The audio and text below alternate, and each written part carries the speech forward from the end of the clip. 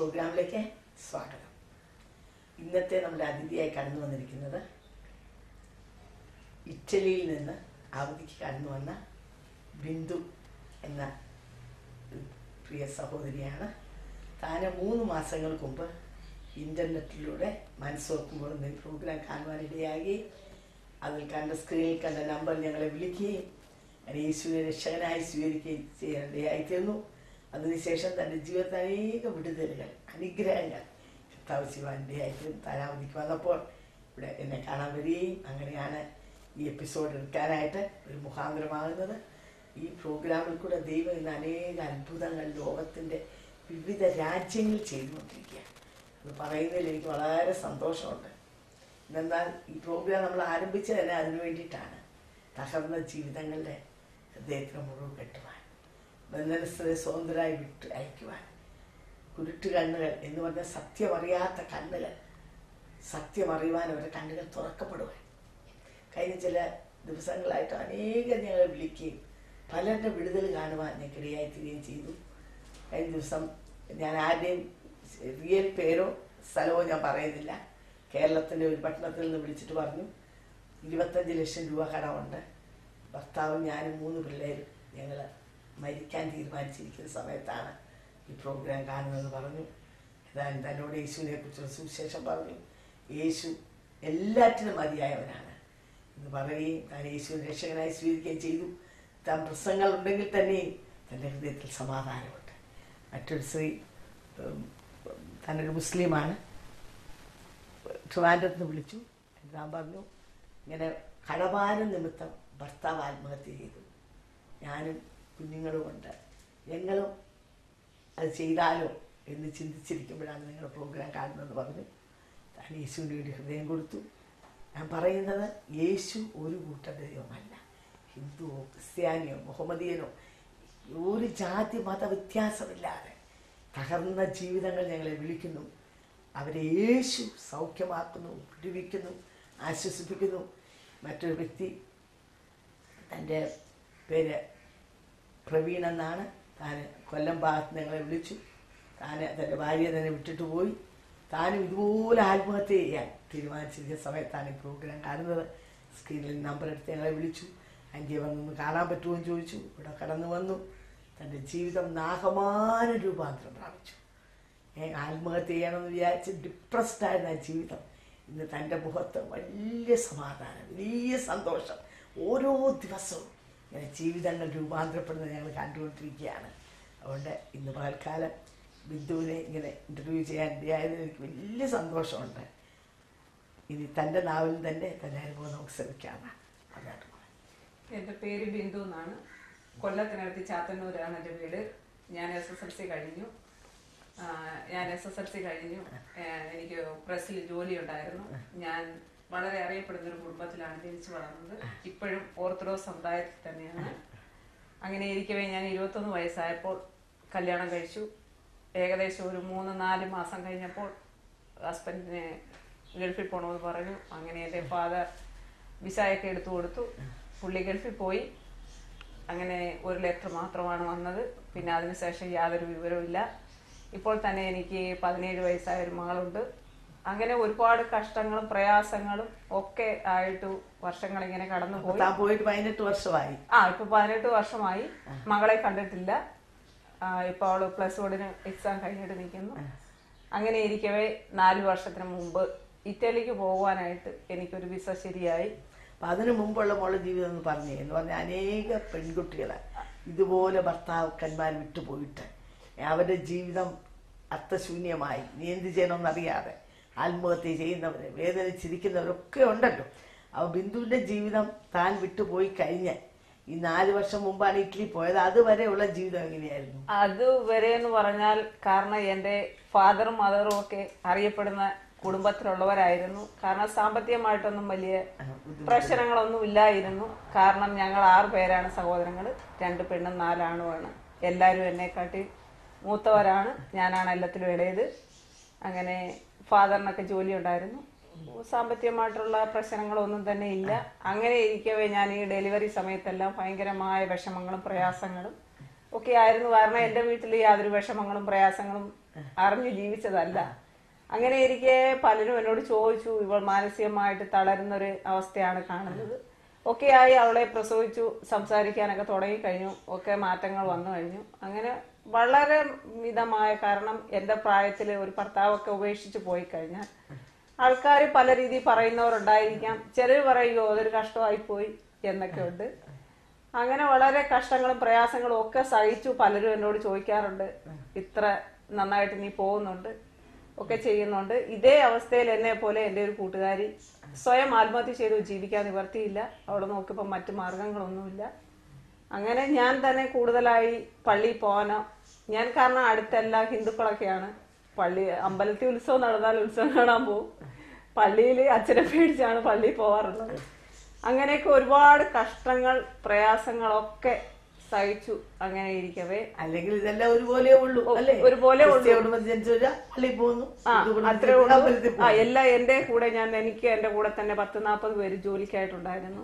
എല്ലാ ജാതിക്കാരും ഉണ്ട്. മുസ്ലിങ്ങളുണ്ട്. മുസ്ലിങ്ങളുടെ പെരുന്നാളാകുമ്പോൾ പള്ളിയിൽ പോകും. ഹിന്ദുക്കളുടെ അമ്പലത്തിൽ ഉത്സവം വരുമ്പോൾ അവർ ക്ഷണിക്കും, അങ്ങോട്ട് പോകും. പള്ളി പെരുന്നാളാകുമ്പോൾ ഇങ്ങോട്ട് പോകും. അത്രയൊക്കെ ഉള്ളൂ. അന്ന് വിചാരിച്ച് വീട്ടില് ബൈബിൾ ബൈബിൾ വായിക്കുകയോ കൂട്ടമായി പ്രാർത്ഥിക്കുകയോ അങ്ങനെയൊന്നും ചെയ്തിരുന്ന ഒരു ഭവനത്തിലല്ല ഞാൻ ജനിച്ചു വളർന്നത്. അവരൊക്കെ ഗീവർഗീസ് സാദായും മാതാവിനെയൊക്കെ വിശേഷം വരുമ്പോൾ ഭയങ്കരമായി ആദരിച്ചിരുന്ന ഒരു ഭവനക്കാരാണ്. അങ്ങനെ ഞാൻ ഡെലിവറി കഴിഞ്ഞു. 2 കൊച്ചിന്, എൻ്റെ മകൾക്ക് 2-2.5 വയസ്സായപ്പോൾ എൻ്റെ ഫാദർ മരിച്ചുപോയി. പിന്നെ അന്ന് മുതൽ എൻ്റെ അമ്മയുടെ ഒപ്പം നിന്നു. ഒരുപാട് കഷ്ടപ്പെട്ടെന്ന് വെച്ചാൽ ഞാൻ പല പ്രാവശ്യം ഞാൻ വിചാരിച്ചിട്ടുണ്ട് ജീവിച്ചിരിക്കേണ്ട കാര്യമില്ല, നമുക്ക് ചിന്തിക്കാവുന്നേ ഉള്ളല്ലോ. 21 വയസ്സുള്ളപ്പം ജീവിച്ചിരുന്നിട്ട് കാര്യമില്ല. പല പ്രാവശ്യം ഞാൻ മരിക്കാൻ വരെ തീരുമാനിച്ചിട്ടുണ്ട്. പക്ഷെ ആ ഹസ്ബൻഡിന്റെ വീട്ടിൽ വെച്ച് തന്നെ ഞാൻ ആത്മഹത്യക്ക് പല പ്രാവശ്യം ശ്രമിച്ചിട്ടുണ്ട്. പിന്നെ മകളൊക്കെ ആയി കഴിഞ്ഞു. ഞാൻ എപ്പോഴും ചിന്തിക്കും, എനിക്ക് എന്തെങ്കിലും വന്നു കഴിഞ്ഞാൽ എൻ്റെ മകൾക്ക് ആരുമില്ല എന്നുള്ളത് ചിന്തിക്കുമായിരുന്നു. അങ്ങനെ ഇരിക്കവെയാണ് ഞാൻ 10 വർഷത്തിന് മുമ്പ് ഇറ്റലിയിൽ പോവാൻ വേണ്ടിയിട്ട് ഞാൻ ശ്രമിക്കുകയായിരുന്നു. എന്നിട്ട് 10 വർഷത്തിന് ശേഷമാണ് എനിക്ക് ഇറ്റലിയിൽ പോകാൻ അവസരം ഉണ്ടായത്. അപ്പൊ മോൾ അതെല്ലാം പിടിച്ചു നിന്നതുകൊണ്ട് ഇപ്പൊ തുടങ്ങി കയറാൻ ഇടയായിത്തീർന്നു അല്ലേ? ഞാൻ കൂടുതലായിട്ട് എനിക്കൊരു മനക്കരുത്ത് തന്നത്, ഞാൻ കുടുംബ കോടതിയിൽ പോകുന്ന സമയത്ത് പലവിധമായ പ്രശ്നക്കാരായിരുന്നു. 100 കണക്കിന് ആൾക്കാരായിരുന്നു കോടതിയിൽ വരുന്നത്. അത് ചിലര് മണ്ണെണ്ണ ഒഴിച്ച് തീപറ്റിച്ചവരുണ്ട്, മരിക്കാത്തവർ കാണും. പിള്ളേർ 3-4 പിള്ളേരുണ്ട്, അവരെ അടിക്കുക, വഴക്കുറയുക, ചിലവിന് കൊടുക്കുക, ഭക്ഷണം ഇല്ല, അങ്ങനെയൊക്കെ പലവരുടെ പ്രശ്നങ്ങൾ ഞാനിങ്ങനെ ചോദിക്കുമായിരുന്നു, നിങ്ങൾക്ക് എന്താ പ്രശ്നം, നിങ്ങൾക്ക് എന്താ പ്രശ്നം. അങ്ങനെ അതിലൂടെയാണ് ദൈവം എനിക്കൊരു മനസ്സിനൊരു സമാധാനം തന്നത്. എനിക്ക് മാത്രമല്ല, എന്നെ പോലെ അനേകം പേരുണ്ട് എന്നുള്ളൊരു സന്തോഷം. ഞങ്ങളെ കേൾക്കുന്ന പ്രേക്ഷകരോട് എനിക്ക് പറയാനുള്ളത്, ഇതേ അവസ്ഥയിൽ കടന്നു പോകുന്നവർ ഞങ്ങളെ ശ്രമിക്കുന്നുണ്ടായിരിക്കാം. കുറച്ച് പ്രായത്തിലെ ഭർത്താവ് ഇട്ടിട്ട് പോയവര്, ഭർത്താവ് മരിച്ചവര്, അല്ലെ കുഞ്ഞുങ്ങളെ വളർത്താൻ നിവൃത്തിയില്ലാതെ എന്ത് ചെയ്യണമെന്ന് ഭാരപ്പെട്ടിരുന്ന ജീവിതങ്ങൾ ഒരിക്കലും ഇവിടെ ബിന്ദു പറഞ്ഞു പല പ്രാവശ്യം ആത്മഹത്യക്ക് ശ്രമിച്ചു എന്ന്. പലപ്പോഴും നമ്മൾ ചിന്തിക്കുന്നത് ഈ ജീവിതത്തിൽ നിന്നൊരു ഒളിച്ചോട്ടമാണ് ആത്മഹത്യ. ആത്മഹത്യ ചെയ്താൽ അതോടെ പ്രശ്നങ്ങളെല്ലാം തീർന്നു, പിന്നെ ഒന്നും അറിയണ്ട. ഒരിക്കലും അങ്ങനെ ചിന്തിക്കരുത്. പട പേടിച്ച് പന്തളത്തിൽ വന്നപ്പോൾ പന്തവും കൊളുത്തി പട എന്ന് നമ്മൾ ചൊല്ലി കേൾക്കാറുണ്ട്. നാല് ദൈവത്തിൻ്റെ കാര്യത്തിൽ നമ്മൾ വായിക്കുന്നത് നിശ്ചയമായിട്ടും നമ്മുടെ ജീവിതത്തെ നശിപ്പിക്കുക എന്ന് പറഞ്ഞാൽ ഒരു കൊലപാതകത്തിന് തുല്യമാണ്. അങ്ങനെ നമ്മൾ ചെയ്യുകയാണെങ്കിൽ നിത്യനരകത്തിൽ പോയാണ് നമ്മൾ അവസാനിക്കുന്നത്. ആ നിത്യനരകം എന്ന് പറയുമ്പോൾ അത് കെടാത്ത തീയും ചാകാത്ത പുഴുവുള്ള ഭയാനകമായ സ്ഥലം. ഇവിടെ നമ്മുടെ പ്രശ്നങ്ങൾ ചിലപ്പം ഇച്ചിരി പട്ടിണി കിടക്കുന്നതായിരിക്കും, അല്ലെങ്കിൽ ലോകത്തിൻ്റെ മറ്റുള്ളവരുടെ എല്ലാം വിമർശനങ്ങളായിരിക്കും, മറ്റുള്ളവരുടെ അവഗണനയായിരിക്കും, ജീവിതത്തിൽ മുമ്പോട്ട് പോകാൻ കഴിയാത്ത അവസ്ഥയായിരിക്കും. മറ്റേ ആ ഭയങ്കരമായ നിത്യനരകത്തിൻ്റെ അവസ്ഥകളുമായി തുലനം ചെയ്യുമ്പം ഇതൊന്നും തന്നെയില്ല. ഒരിക്കലും നിങ്ങൾക്ക് ആ ചിന്ത വരരുത്. ഞാൻ ഈ സംസാരിക്കുന്നത് ചില വ്യക്തികളോട് വ്യക്തിപരമായി സംസാരിക്കുന്നതെന്ന് എനിക്കറിയാം. നിങ്ങളിത് ചിന്തിച്ചിരിക്കുന്ന വ്യക്തിയാണ്. ഇനി എനിക്ക് ജീവിച്ചിട്ട് കാര്യമില്ല, എനിക്ക് പ്രതീക്ഷയ്ക്ക് വകയൊന്നുമില്ല, ഞാൻ എന്നെ സ്നേഹിക്കാൻ ആരുമില്ല, എല്ലാവരും എന്നെ കൈവിട്ടു, എനിക്കെങ്ങനെ ഈ ജീവിതം മുമ്പോട്ട് പോകാൻ കഴിയും എന്നൊക്കെ ഓർത്ത് ഭാരപ്പെടുന്നത്. നിങ്ങൾ രോഗിയായിരിക്കാം, ഡോക്ടർമാർ നിങ്ങളെ തല്ലിയതായിരിക്കാം, പല നിലകളിൽ ഭാരപ്പെടുന്ന വ്യക്തിയായിരിക്കാം. എന്നാൽ ഇന്ന് ബിന്ദു ഒരു മിടുക്കി കുട്ടിയായിട്ട് അവിടെ ഇരിക്കുന്നത്. ഇതിനെല്ലാം തരണം ചെയ്ത് മുമ്പോട്ട് വന്നതുകൊണ്ട് this is not the end of the world. നിങ്ങൾ ചിന്തിക്കരുത് ഇതുകൊണ്ട് എല്ലാം തീർന്നത്. നിങ്ങൾക്കൊരു ശോഭനമായ ഭാവിയുണ്ട്. നിങ്ങളെ ദൈവം കൈ പിടിച്ച് നടത്തും. നിങ്ങളെ പുതിയ വഴികൾ തുറന്നു കർത്താവ് നിങ്ങളെ നടത്തും. അതിന് യാതൊരു സംശയവുമില്ല. ആ കർത്താവിൻ്റെ കരങ്ങൾ നിങ്ങളെ ഏൽപ്പിച്ചു കൊടുത്ത് അവനിൽ നിന്നുള്ള ബലം ഏറ്റെടുത്ത് മുമ്പോട്ട് പോയാൽ നിങ്ങൾക്ക് ഐശ്വര്യമായൊരു ഭാവി ദൈവം നിങ്ങൾക്ക് നൽകിയിരിക്കും. എന്റെ ഇത് വെച്ച് നോക്കിയാൽ, കാരണം പൈസ മുഴുവൻ പോയി, ജീവിതം പോയി. 21 വയസ്സായപ്പോഴേ ജീവിതം പോയി. അങ്ങനെ ഇരിക്കാൻ ഞാൻ പല പ്രാവശ്യവും ഞാൻ ചിന്തിച്ചിട്ടുണ്ട്, ഇനി ഇവരുടെ മുമ്പ് ജീവിച്ചിട്ട് കാര്യമില്ല. എന്നാൽ എന്റെ കൂട്ടുകാരൊക്കെ പറയുമായിരുന്നു, ഇതുകൊണ്ടൊന്നും ലോകം അവസാനിക്കുന്നില്ല, നീ സന്തോഷത്തോട് ജീവിക്കുക. അങ്ങനെ ഇരുന്നു. എന്റെ റിലേഷനൊക്കെ സൗദിയിലും അവിടെ ഇവിടെയൊക്കെ ഉള്ളൂ. അങ്ങനെ എന്റെ മാവിയുടെ മകൻ പറഞ്ഞു, നിനക്ക് നീ പാസ്പോർട്ട് എടുക്ക്, ഞാൻ നിന്നെ സൗദിക്ക് കൊണ്ടുപോകാം എന്നൊക്കെ പറഞ്ഞു. അപ്പോൾ എന്റെ വീട്ടുകാർക്ക് താല്പര്യമില്ല സൗദിക്ക് പോകുന്നതിനായിട്ട്. അങ്ങനെ ഇരിക്കവേ എന്റെ ചേച്ചിയുടെ മകൻ ഇറ്റലിയിലുണ്ട്. അങ്ങനെ 10 വർഷം കൊണ്ട് ശ്രമിക്കുമായിരുന്നു, ഇന്ന് പോവാൻ നാളെ പോവാന്ന്. അങ്ങനെ ഒന്നും പറ്റിയില്ല. 2008 സെപ്റ്റംബറിൽ ഞാൻ ഇറ്റലിക്ക് കടന്നുപോയി. അവിടെ ചെന്നു. ഏറ്റവും തലയ്ക്ക് ഭ്രാന്ത് പിടിച്ച ഒരു അമ്മാവനെ നോക്കാനായിരുന്നു എനിക്ക് ജോലി. പക്ഷേ ഭാഷ അറിയത്തില്ല, ഒന്നും അറിയത്തില്ല, അവരുടെ ഭക്ഷണം ഉണ്ടാക്കാൻ അറിയത്തില്ല. ഭയങ്കര നാട്ടിൽ നിന്നതിനെക്കാട്ടിയും അതിഭയങ്കരമായ കഷ്ടപ്പാടായിരുന്നു എനിക്ക് ഇറ്റലി ദേശത്ത് ഞാൻ അനുഭവിക്കേണ്ടി വന്നത്. ഒരു 10 മാസത്തിന് മുന്നേ ഞാൻ നാട്ടിൽ വന്നിട്ട് തിരിച്ചുപോയി. എനിക്ക് ഒരു 5 മാസം വരെയും ഭയങ്കരമായ അസുഖങ്ങളും പ്രയാസങ്ങളും ഒക്കെ ആയിരുന്നു. ഇന്ന് അസുഖം വരും, നാളെ പോവും, മറ്റന്നാൾ വീണ്ടും അസുഖം വരും. അങ്ങനെ ഇരിക്കെ എനിക്ക് യാതൊരു മാർഗമില്ല. എനിക്ക് അവിടെ ആരോടും പറയാനില്ല. എന്റെ ബന്ധുക്കളോ സ്വന്തക്കാരോ ആരുമില്ല, ഒരു മലയാളീസ് ഇല്ല. ഇറ്റാലിയൻ ഫാമിലിയുടെ കൂടെയാണ് ഞാൻ അവിടെ നിന്നത്. എല്ലാം പുതിയ അനുഭവം, പുതിയ ആൾക്കാര് ആരുമില്ല, മലയാളീസ് ആരുമില്ല. അങ്ങനെ ഇരിക്കെ ഒരു 3 മാസം കഴിഞ്ഞപ്പോൾ എനിക്കൊരു ജോലി ശരിയായി. ഞാൻ അവിടെ ചെന്നു. അവർ ഒരു ഗ്ലാസ് വെള്ളം ചോദിച്ചാൽ പോലും എനിക്ക് അറിയത്തില്ല, ഭാഷയൊന്നും അറിയത്തില്ല. അങ്ങനെ നിന്നു. ആ വീട്ടിൽ വേറെ ആരുമില്ല, ആ അമ്മാമ്മ മാത്രമേ ഉള്ളൂ. 70 വയസ്സേ ഉള്ളൂ. അമ്മാമ്മ ചെറുപ്പക്കാരിയാണ്, ഈ തലയ്ക്ക് പ്രോബ്ലം ആയിട്ട്. അങ്ങനെ അവിടെ ഞാനൊരു 6 മാസക്കാലം നിന്നു. കഷ്ടതയെന്ന് വെച്ചാൽ പോലും കഷ്ടത. എന്റെ ജീവിതത്തിൽ 17 വർഷം 10-12 വർഷക്കാലം അനുഭവിച്ചതിന്റെ ഇരട്ടി കഷ്ടപ്പാടായിരുന്നു അവിടെ. കാരണം എനിക്ക് വെള്ളം കുടിക്കുന്ന ഇഷ്ടമില്ല, മലയാളം സംസാരിക്കുന്ന ഇഷ്ടമില്ല, ഫോൺ വിളിക്കുന്ന ഇഷ്ടമില്ല അവർക്ക്, ഞാൻ കുളിക്കുന്ന ഇഷ്ടമില്ല അവർക്ക്. കാരണം അവരുടെ കുറ്റമല്ല, അവർക്ക് തലയ്ക്ക് സുഖമില്ല. അങ്ങനെ ഞാൻ സഖിയായിട്ട് ഞാൻ പറഞ്ഞു, ജോലി നിർത്തി നാട്ടിൽ പോയാലും എനിക്കിനി ഈ പണി വയ്യ. ഞാൻ ആദ്യമായിട്ടാണ് ഇങ്ങനെ ഒരു പണി ചെയ്യുന്നത്. അത് കഴിഞ്ഞു. അടുത്തൊരമ്മാമ 1 മാസം കഴിഞ്ഞു. അടുത്തൊരമ്മാമയെ നോക്കാൻ ഒരാള് ജോലി കേട്ടു. ഞാൻ അവിടെ പോയി. അവിടെ ചെന്നപ്പോൾ ഇതിന്റെ ഇരട്ടി കഷ്ടപ്പാടും ദുരിതവും ഞാൻ ആലോചിച്ചു. ഞാൻ മതിയാക്കി വന്നു കഴിഞ്ഞാൽ വീട്ടിലെ അവസ്ഥ ഇത്, മകളെ പഠിപ്പിക്കണം, ഞാൻ എന്ത് ചെയ്യും? ആരുമില്ല. അങ്ങനെ നിന്നു.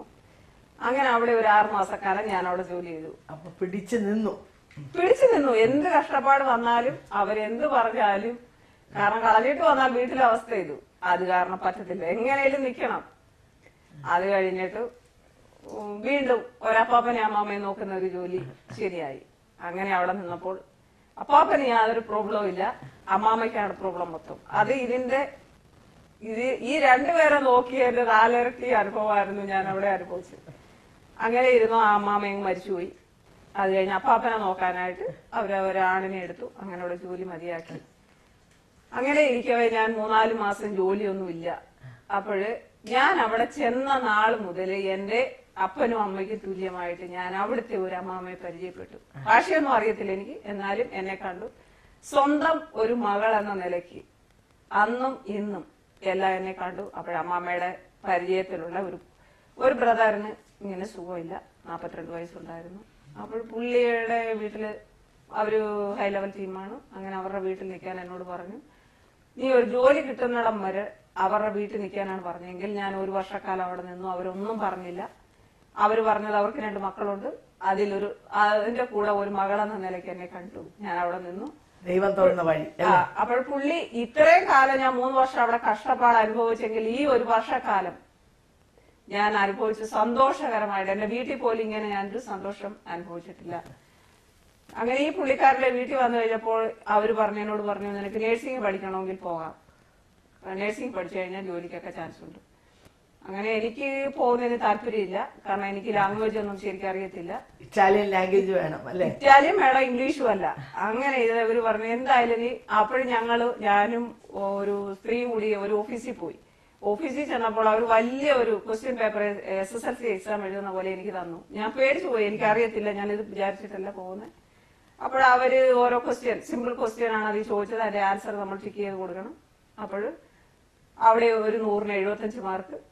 അന്ന് ആദ്യമായിട്ട് ഞാൻ ചെന്നപ്പോൾ അവര് ചെയ്തു. അപ്പോൾ 60 മാർക്കാണ് അവർക്ക് വേണ്ടത്, 75 മേടിച്ചു. അപ്പോഴവർ പറഞ്ഞു, നിനക്ക് ഭാഷയൊക്കെ അറിയാം, അവിടെ കുഴപ്പമില്ല, നഴ്സിംഗിന് നിനക്ക് അഡ്മിഷൻ തരാമെന്ന് പറഞ്ഞു. അങ്ങനെ അവർ 1 മാസം കഴിഞ്ഞപ്പോൾ എന്നെ വിളിച്ചു. 4 മാസക്കാലം നഴ്സിംഗ് ഉണ്ടായിരുന്നു. ഞങ്ങൾ 26 പേരായിരുന്നു. അത് 20 പേര് ഇറ്റാലിയൻകാര്. ശരി. ഇവിടെ നമ്മള് ബിന്ദുവിന്റെ സാക്ഷ്യം കേട്ടുകൊണ്ടിരിക്കുകയാണ്. എന്നെ കേൾക്കുന്ന ഇന്റർനെറ്റിൽ കൂടെ കാണുന്ന അനേക കുഞ്ഞുങ്ങൾ ഇംഗ്ലണ്ടിലും ഓസ്ട്രേലിയയിലും ഒക്കെ കടന്നുപോയി ഇതുപോലെയുള്ള കഷ്ടങ്ങളിൽ കൂടെ കടന്നു പോകുന്നവരുണ്ട്. ഞാനിപ്പോൾ 2 ആഴ്ചക്ക് മുമ്പാണ് ഇംഗ്ലണ്ടിൽ പോയിട്ട് വന്നത്. അവിടെ പോകുമ്പോൾ എത്രയോ പിള്ളേരെ കടന്ന് കഷ്ടം സഹിക്കുന്നത് എന്ന് പറഞ്ഞാൽ ഇവിടുന്ന് നേഴ്സിംഗൊക്കെ പഠിച്ച് പാസ്സായിപ്പോയ പിള്ളേരാണ്. എന്നാൽ അവിടെ പോയിട്ട് കെയർ ഹോമിലും അവിടെ ഇവിടെയും ഒത്തിരി കഷ്ടം സഹിച്ചു പോകുന്ന പിള്ളേരുണ്ട്. അപ്പം പ്രത്യേകിച്ച് നിങ്ങളോട് എനിക്ക് എടുത്ത് പറയാനുള്ളത്, പലരും എന്നോട് പറഞ്ഞു, ആൻറ്റി ഇവിടെ നിന്ന് പോയാൽ മതി എന്നാണ് തോന്നുന്നത്, ഇവിടെ പിടിച്ചു നിൽക്കാൻ ഒരു നിർവാഹവും ഇല്ല. വളരെയധികം സ്ട്രഗിൾസ്, നമ്മുടെ നാട്ടിൽ പോലും നമ്മൾ അനുഭവിക്കാത്ത സ്ട്രഗിൾസാണ് അവരവിടെ അനുഭവിക്കുന്നത്. പലപ്പോഴും നാട്ടിലുള്ളവരുടെ വിചാരം ഇംഗ്ലണ്ടിലും ഇറ്റലിയിലും ജർമ്മനിയിലും ഒക്കെ പോകുമ്പോൾ അവിടെ സ്വർഗത്തിൽ പോയിരിക്കുകയാണ്. പക്ഷെ ഇവിടത്തെക്കാൾ ഒത്തിരി കഷ്ടങ്ങൾ സഹിച്ച് റിയൽ ടെസ്റ്റ് ഓഫ് ഫെയ്ത്ത്, വിശ്വാസത്തെ ശരിക്കുള്ള പരിശോധനയിൽ കൂടാണ്. എന്നാൽ എനിക്ക് നിങ്ങളോട് പറയാനുള്ളത്, നിങ്ങൾ ഇട്ടെറിഞ്ഞിട്ട് പോകരുത്. ഇവിടെ ബിന്ദു പറഞ്ഞല്ലോ, ഓടിപ്പോയാൽ എന്നാന്ന് തോന്നുന്ന അവസ്ഥകൾ വന്നു, ഭ്രാന്തുള്ളവരെ ശുശ്രൂഷിച്ചു. അതത്ര എളുപ്പമല്ല. അപ്പം നിങ്ങൾ കടന്നു പോകുന്ന അവസ്ഥ ഇത് തന്നെ ആയിരിക്കാം. ഇട്ടെറിഞ്ഞിട്ട് വരാൻ എളുപ്പമുണ്ട്, എന്നാൽ തന്നെ പിടിച്ചു നിർത്തിയത്, അയ്യോ നാട്ടിൽ എൻ്റെ മോളുണ്ട്, അവളുടെ ഭാവി. ഞാൻ സ്ത്രീകളോടാണ് സംസാരിക്കുന്നത് മെയിനായിട്ട്. മനസ്സ് തുറക്കുമ്പോൾ പ്രോഗ്രാം തന്നെ തുടങ്ങിയ സ്ത്രീക്ക് വേണ്ടിയാണ് അല്ലേ? അപ്പം അങ്ങനെയാണെങ്കിൽ നമ്മളവിടെ പിടിച്ചു നിൽക്കാം. സഹിഷ്ണുതയും സഹിഷ്ണുസിദ്ധതയും സിദ്ധത പ്രത്യാശയും ഉളവാക്കുന്നു. കഷ്ടം സഹിക്കാതെ നമുക്കൊന്നും നേടിയെടുക്കാൻ കഴിയത്തില്ല. അവിടെ ദൈവകൃപയിൽ ആശ്രയിച്ച് എവിടെയായിരുന്നാലും ഞാൻ തന്നെയല്ല, യേശു എന്നോട് കൂടെയുണ്ട്, എന്നെ ശക്തനാക്തൻ മുഖാന്തരം എനിക്കെല്ലാം ചെയ്യാൻ കഴിയും എന്ന് പറഞ്ഞ് നിങ്ങളുടെ യേശുവിനെ നിങ്ങളുടെ ഒരു ബെസ്റ്റ് ഫ്രണ്ടായിട്ട്, ഉറ്റ സഖിയായിട്ട് നിങ്ങൾക്ക് ആക്കി തീർക്കാൻ കഴിയുമോ? അവിടെയാണ് നിങ്ങൾക്ക് വിജയം ലഭിക്കുന്നത്. കർത്താവ് പറഞ്ഞ, നിന്റെ ഭാരം എൻ്റെ മേൽ ഇട്ടുകൊള്ളുക, ഞാൻ നിന്നെ ആശ്വസിപ്പിക്കാം. കഷ്ടകാലത്ത് നീ എന്നെ വിളിച്ചപേക്ഷിക്കുകയും ഞാൻ നിനക്ക് ഉത്തരം അരുളുകയും ചെയ്യും. ഇങ്ങനെ വേദനിക്കുന്ന ജീവിതങ്ങൾ, എന്നാൽ ഇതിൻ്റെ എല്ലാ മധ്യത്തിൽ തൻ്റെ കുഞ്ഞുങ്ങൾക്ക് വേണ്ടി ഇറങ്ങി പ്രവർത്തിക്കുന്ന ദൈവമുണ്ട്. ഞാനിപ്പോൾ ഇംഗ്ലണ്ടിൽ കടന്നു പോയപ്പോൾ അവിടെ ഒരു ഫെനിൽ സ്നേഹ എന്ന് പറഞ്ഞൊരു കപ്പിളുണ്ട്. അവർ വളരെയധികം വിസയുടെ പ്രശ്നത്തിൽ സ്ട്രഗിൾ കൂടെ കടന്നു പോവുകയായിരുന്നു. അവരോടൊപ്പം ഉണ്ടായിരുന്ന പലർക്കും തിരിച്ച് നാട്ടിലേക്ക് വരേണ്ടി വന്നു. ഞാൻ അതിൻ്റെ പ്രൊസീജിയേഴ്സ് അവിടെ ചെയ്തില്ല എങ്കിൽ അവിടെ പിടിച്ചു നിൽക്കാൻ കഴിയത്തില്ല. എന്നാൽ 2 ദിവസം മുമ്പ് സ്നേഹ എന്നെ വിളിച്ചിട്ട് പറഞ്ഞു, ആൻറ്റി ദൈവം ഒരു അത്ഭുതം പ്രവർത്തിച്ചു. അവൾക്ക് നമ്മുടെ ബുദ്ധിക്കപ്പുറമായ ദൈവം അവിടെ പ്രവർത്തിച്ചു.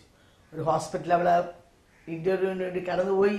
6 പേര് കടന്നുപോയി. 5 പേരെയും മാറ്റിയിട്ട് ഇവളെ അവർ സെലക്ട് ചെയ്തു. അപ്പോൾ ഇവള് പറഞ്ഞു, എനിക്ക് വിസ ഇല്ല, നിങ്ങൾ എന്നെ എടുത്താൽ വിസ ഇല്ലാതെ വർക്ക് ചെയ്യാൻ ഒക്കത്തില്ലല്ലോ. പക്ഷെ അവളുടെ കാര്യങ്ങളെല്ലാം അവരവിടെ സൂക്ഷിച്ചു. അവർ തന്നെ എംബസിയെ കോണ്ടാക്ട് ചെയ്തു. ചുരുക്കി പറഞ്ഞാൽ, അപ്പം ഈ ഇൻ്റർവ്യൂ കഴിഞ്ഞ് സ്നേഹ വെളിയിൽ ഇറങ്ങി വന്നപ്പോൾ അവൾ പറഞ്ഞു, കർത്താവ് ഒരു പാട്ടിൽ കൂടെ എന്നോട് സംസാരിച്ചു എന്ന് പറഞ്ഞാൽ, ആ പാട്ടിൻ്റെ അർത്ഥം ഇതാണ്: മൺമാറും വിൺമാറും, സുഹൃത്തുക്കളെല്ലാം വിട്ടുമാറും, എൻ്റെ യേശു വാക്ക് മാറാത്തവൻ, എൻ്റെ യേശു വാക്ക് മാറാത്തവൻ. ഈ പാട്ടിൻ്റെ അടി ഇങ്ങനെ അവൾ കേൾക്കുക.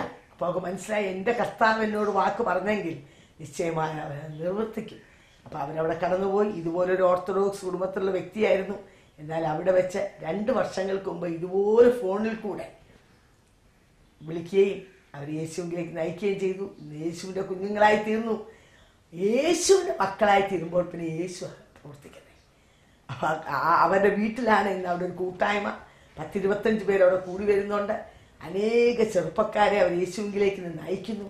യേശുവിൻ്റെ സ്നേഹം അവരുടെ ജീവിതത്തെ ആകമാനം രൂപാന്തരപ്പെടുത്തി. കർത്താവ് പറഞ്ഞത്, നീ എൻ്റെ കാര്യം നോക്കിയാൽ ഞാൻ നിൻ്റെ കാര്യം നോക്കാം. അപ്പം ഞാൻ നിങ്ങളോട് സംസാരിക്കുന്നത് ഇതുപോലെ വ്യക്തികളോടാണ് ഞാൻ സംസാരിക്കുന്നത്. പിന്നെ ഇൻ്റർനെറ്റിൽ കൂടെ കാണുന്ന അനേക കുട്ടികൾ സിസ്റ്റേഴ്സുണ്ട്. അവരോട് സംസാരിക്കുന്നത്. നിങ്ങൾ വിചാരിക്കുന്നു ഇറ്റ്സ് ഇമ്പോസിബിൾ, എങ്ങനെ കിട്ടും, എങ്ങനെ എൻ്റെ വിസ ശരിയാകും, എങ്ങനെ എനിക്കിവിടെ നിൽക്കാൻ പറ്റും? സ്നേഹിക്കും പെണ്ണിൽ നിൽക്കാൻ പറ്റുമെങ്കിൽ നിങ്ങൾക്ക് നിൽക്കാൻ പറ്റും. 3 വർഷത്തേക്കുള്ള വിസ അവർ കാണിച്ചു കൊടുത്തിരിക്കുക. എന്നെ വിളിച്ചു പറഞ്ഞു, കർത്താവ് പാട്ടിൽ കൂടെ സംസാരിച്ച കാര്യം പറഞ്ഞു. അപ്പോഴേ എനിക്കറിയാൻ ദൈവം പ്രവർത്തിക്കും. 2 ദിവസം കഴിഞ്ഞ് പറഞ്ഞു, ആൻറ്റി ദൈവം അത്ഭുതം പ്രവർത്തിച്ചു. അപ്പോൾ നമ്മൾ പിടിച്ച് നിൽക്കണം. ആരെയാണ് പിടിച്ച് നിൽക്കേണ്ടത്? നിങ്ങളെ സ്നേഹിക്കുന്ന കർത്താവ്, നിങ്ങളെ കരുതുന്നൊരു കർത്താവുണ്ട്, നിങ്ങളെ സ്നേഹിക്കുന്നൊരു കർത്താവുണ്ട്. നിങ്ങൾ അവിടെ ഈ ഇംഗ്ലണ്ടിലും ഓസ്ട്രേലിയയിലും അയർലൻഡിലും ഒന്നും നിങ്ങൾ ഏകരല്ല കേട്ടോ. നിങ്ങളെ സ്നേഹിക്കുന്ന ഒരുവൻ നിങ്ങളുടെ സമീപേ ഉണ്ട്. പൈതലേ, ഞാൻ നിനക്ക് വേണ്ടി കരുതുന്നു, ഞാൻ നിന്നോട് കൂടെയുണ്ട്, നീ ഭയപ്പെടേണ്ട, നീ ഭ്രമിച്ച് നോക്കേണ്ട, ഞാൻ നിൻ്റെ വലം കൈക്ക് പിടിച്ചിരിക്കുന്നു, ഞാൻ നിൻ്റെ ദൈവമാണ് എന്ന് പറയുന്ന ഒരു കർത്താവ്. പക്ഷെ ആ കർത്താവിനെ അങ്ങ് മാറി ഒരു കർത്താവായിട്ടല്ല നിൻ്റെ സ്വന്തം രക്ഷിതാവും കർത്താവുമായി നിനക്ക് സ്വീകരിക്കാൻ കഴിയുമോ? യേശുവേ, ഞാൻ എന്താ ചെയ്യേണ്ടത്?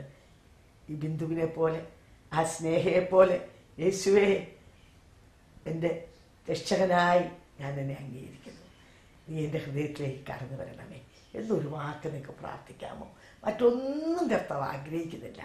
അവനിലേക്ക് മുഖ്യ പ്രകാശിതരായി അവനെ വിളിച്ചപേക്ഷിക്കുന്ന ഏവരും രക്ഷ പ്രാപിക്കും. ഈ സായാഹ്ന സമയം യേശുവേ എൻ്റെ ഹൃദയത്തിലേക്ക് കടന്നു വരണമേ, എന്നെയും അങ്ങടെ പൈതലാക്കി തീർക്കണമേ. എൻ്റെ വിഷയങ്ങൾ, എൻ്റെ ഭാരങ്ങൾ, എൻ്റെ പ്രശ്നങ്ങൾ എല്ലാം ഞാൻ അങ്ങേ ഭരമേൽപ്പിക്കുന്നു കർത്താവേ എന്ന് പറഞ്ഞൊന്ന് ഭരമേൽപ്പിച്ച് യേശുവിനെ നിങ്ങളുടെ ഹൃദയത്തിലേക്കൊന്ന് സ്വീകരിക്കാൻ കഴിയുമോ? നിശ്ചയമായും നിങ്ങൾ ഇന്ന് അനുഭവിക്കുന്ന എല്ലാ വിഷയങ്ങൾ പേരും നിങ്ങൾക്ക് വിടുതൽ തന്ന് നിങ്ങളെ ജയോത്സവമായി നടത്തുവാൻ ഈ കർത്താവ് മതിയായനാണെന്ന് പറഞ്ഞുകൊണ്ടും ഈ കർത്താവിലേക്ക് നിങ്ങളെ ആഹ്വാനം ചെയ്തുകൊണ്ടും എൻ്റെ വാക്കിൽ നിന്ന് വിരമിച്ചുകൊള്ളു. ഇന്നത്തെ പ്രോഗ്രാം നിങ്ങൾക്ക് എല്ലാവർക്കും അനുഗ്രഹമായി തീർന്നെന്ന് ഞങ്ങൾ വിശ്വസിക്കുന്നു. നിങ്ങൾക്ക് എന്തെങ്കിലും അപേക്ഷകളോ പ്രാർത്ഥന വിഷയങ്ങളോ ഉണ്ടെങ്കിൽ ഞങ്ങളുമായി ബന്ധപ്പെടുക. ഞങ്ങളുടെ മേൽവിലാസം Bethesda communications, new India church of God, Chingavanam, Kottayam. Phone number 0481-243-0329, 653-3329. Mobile number 9447578202. Email mariamathambi@yahoo.com. അടുത്ത ആഴ്ച വീണ്ടും കാണാം ഇതേ സമയം. ദൈവം നിങ്ങളെ അനുഗ്രഹിക്കട്ടെ.